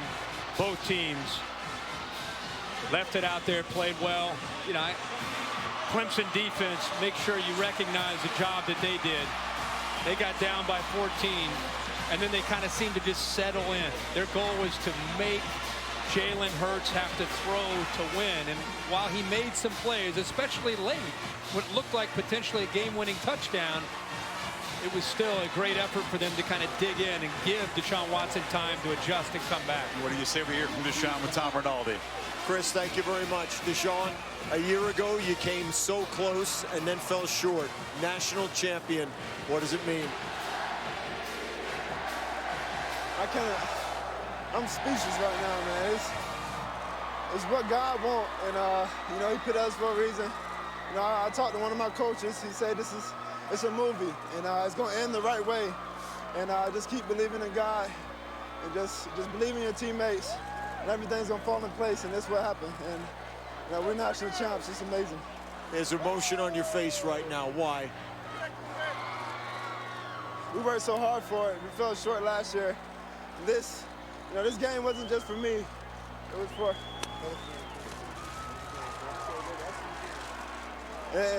You know, it's not just for me. It's for all the alumni, the fans, my city in Gainesville, my family, myself. This is bigger than just me. So this just impacts so many people across the world. And man, I don't even know what to say. What did you tell your team in the huddle before the final drive? What I tell them all the time: don't panic. It's gonna be special. It's gonna be great. We built for moments like this, and let's go finish it. What did you see on the game-winning touchdown to Hunter? We knew that they were gonna play cover 0 when we were inside the 5, and all we needed was a good pick by Tay. And Tay picked them, and Renfro got in the end zone, and I just kind of threw the ball and made sure he caught it, and that's what he did. And it was something we worked on all year long, and it was the perfect time to call it. For such a long time, your head coach has said that you're the face of this program. You represent all that it should be. What do you say to your coach who's taking this journey with you? Thank him. Just thank you, Coach Swinney, Coach Morris, Coach Scott, all the coaches for giving me the opportunity back in high school to lead this program. And they knew something great was going to happen. And moments like this was just going to come. And it happened. So thank you. National champion, Deshaun, congratulations. Thank you, appreciate it. Let's go to Sam with Dabo. Well, Tom, for good reason. Coach is pretty emotional here right now. Dabo, you've been in this game before, but how would you describe what it's like to win it? It's indescribable. I mean, you can't make it up, man. I mean, this is, only God can do this. Take a guy like me from Pelham, go to Alabama, win a national championship, come to Clemson, and have a chance to win a national championship against the best team in the country up until the last second of this game, and to see my guys fight and just believe. I told them tonight, that the difference in the game was going to be love. It's been my word all year has been love, and I said tonight, we're going to win it because we love each other. We're going to love each other. I don't know how we're going to win it. I told them at the halftime, guys, we're going to win the game. I don't know how, but we're going to win it. And man, I'm just so thankful and blessed, and it just doesn't even seem real to me. I'm thankful to the good Lord and all our players.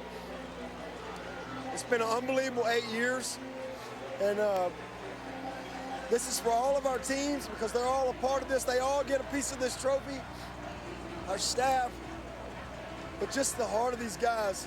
Maybe now everybody will understand when I tell them Deshaun Watson's the best player in the country. He showed it again tonight on the biggest stage, but 8 years ago, my goal was to put Clemson back on the top, and tonight that's a reality. And listen, I love the University of Alabama. I love the people there. Coach Saban's so gracious. The heart of their team. This will go down as one of the greatest of all time. There's no doubt about it. but it was our night and it was our time.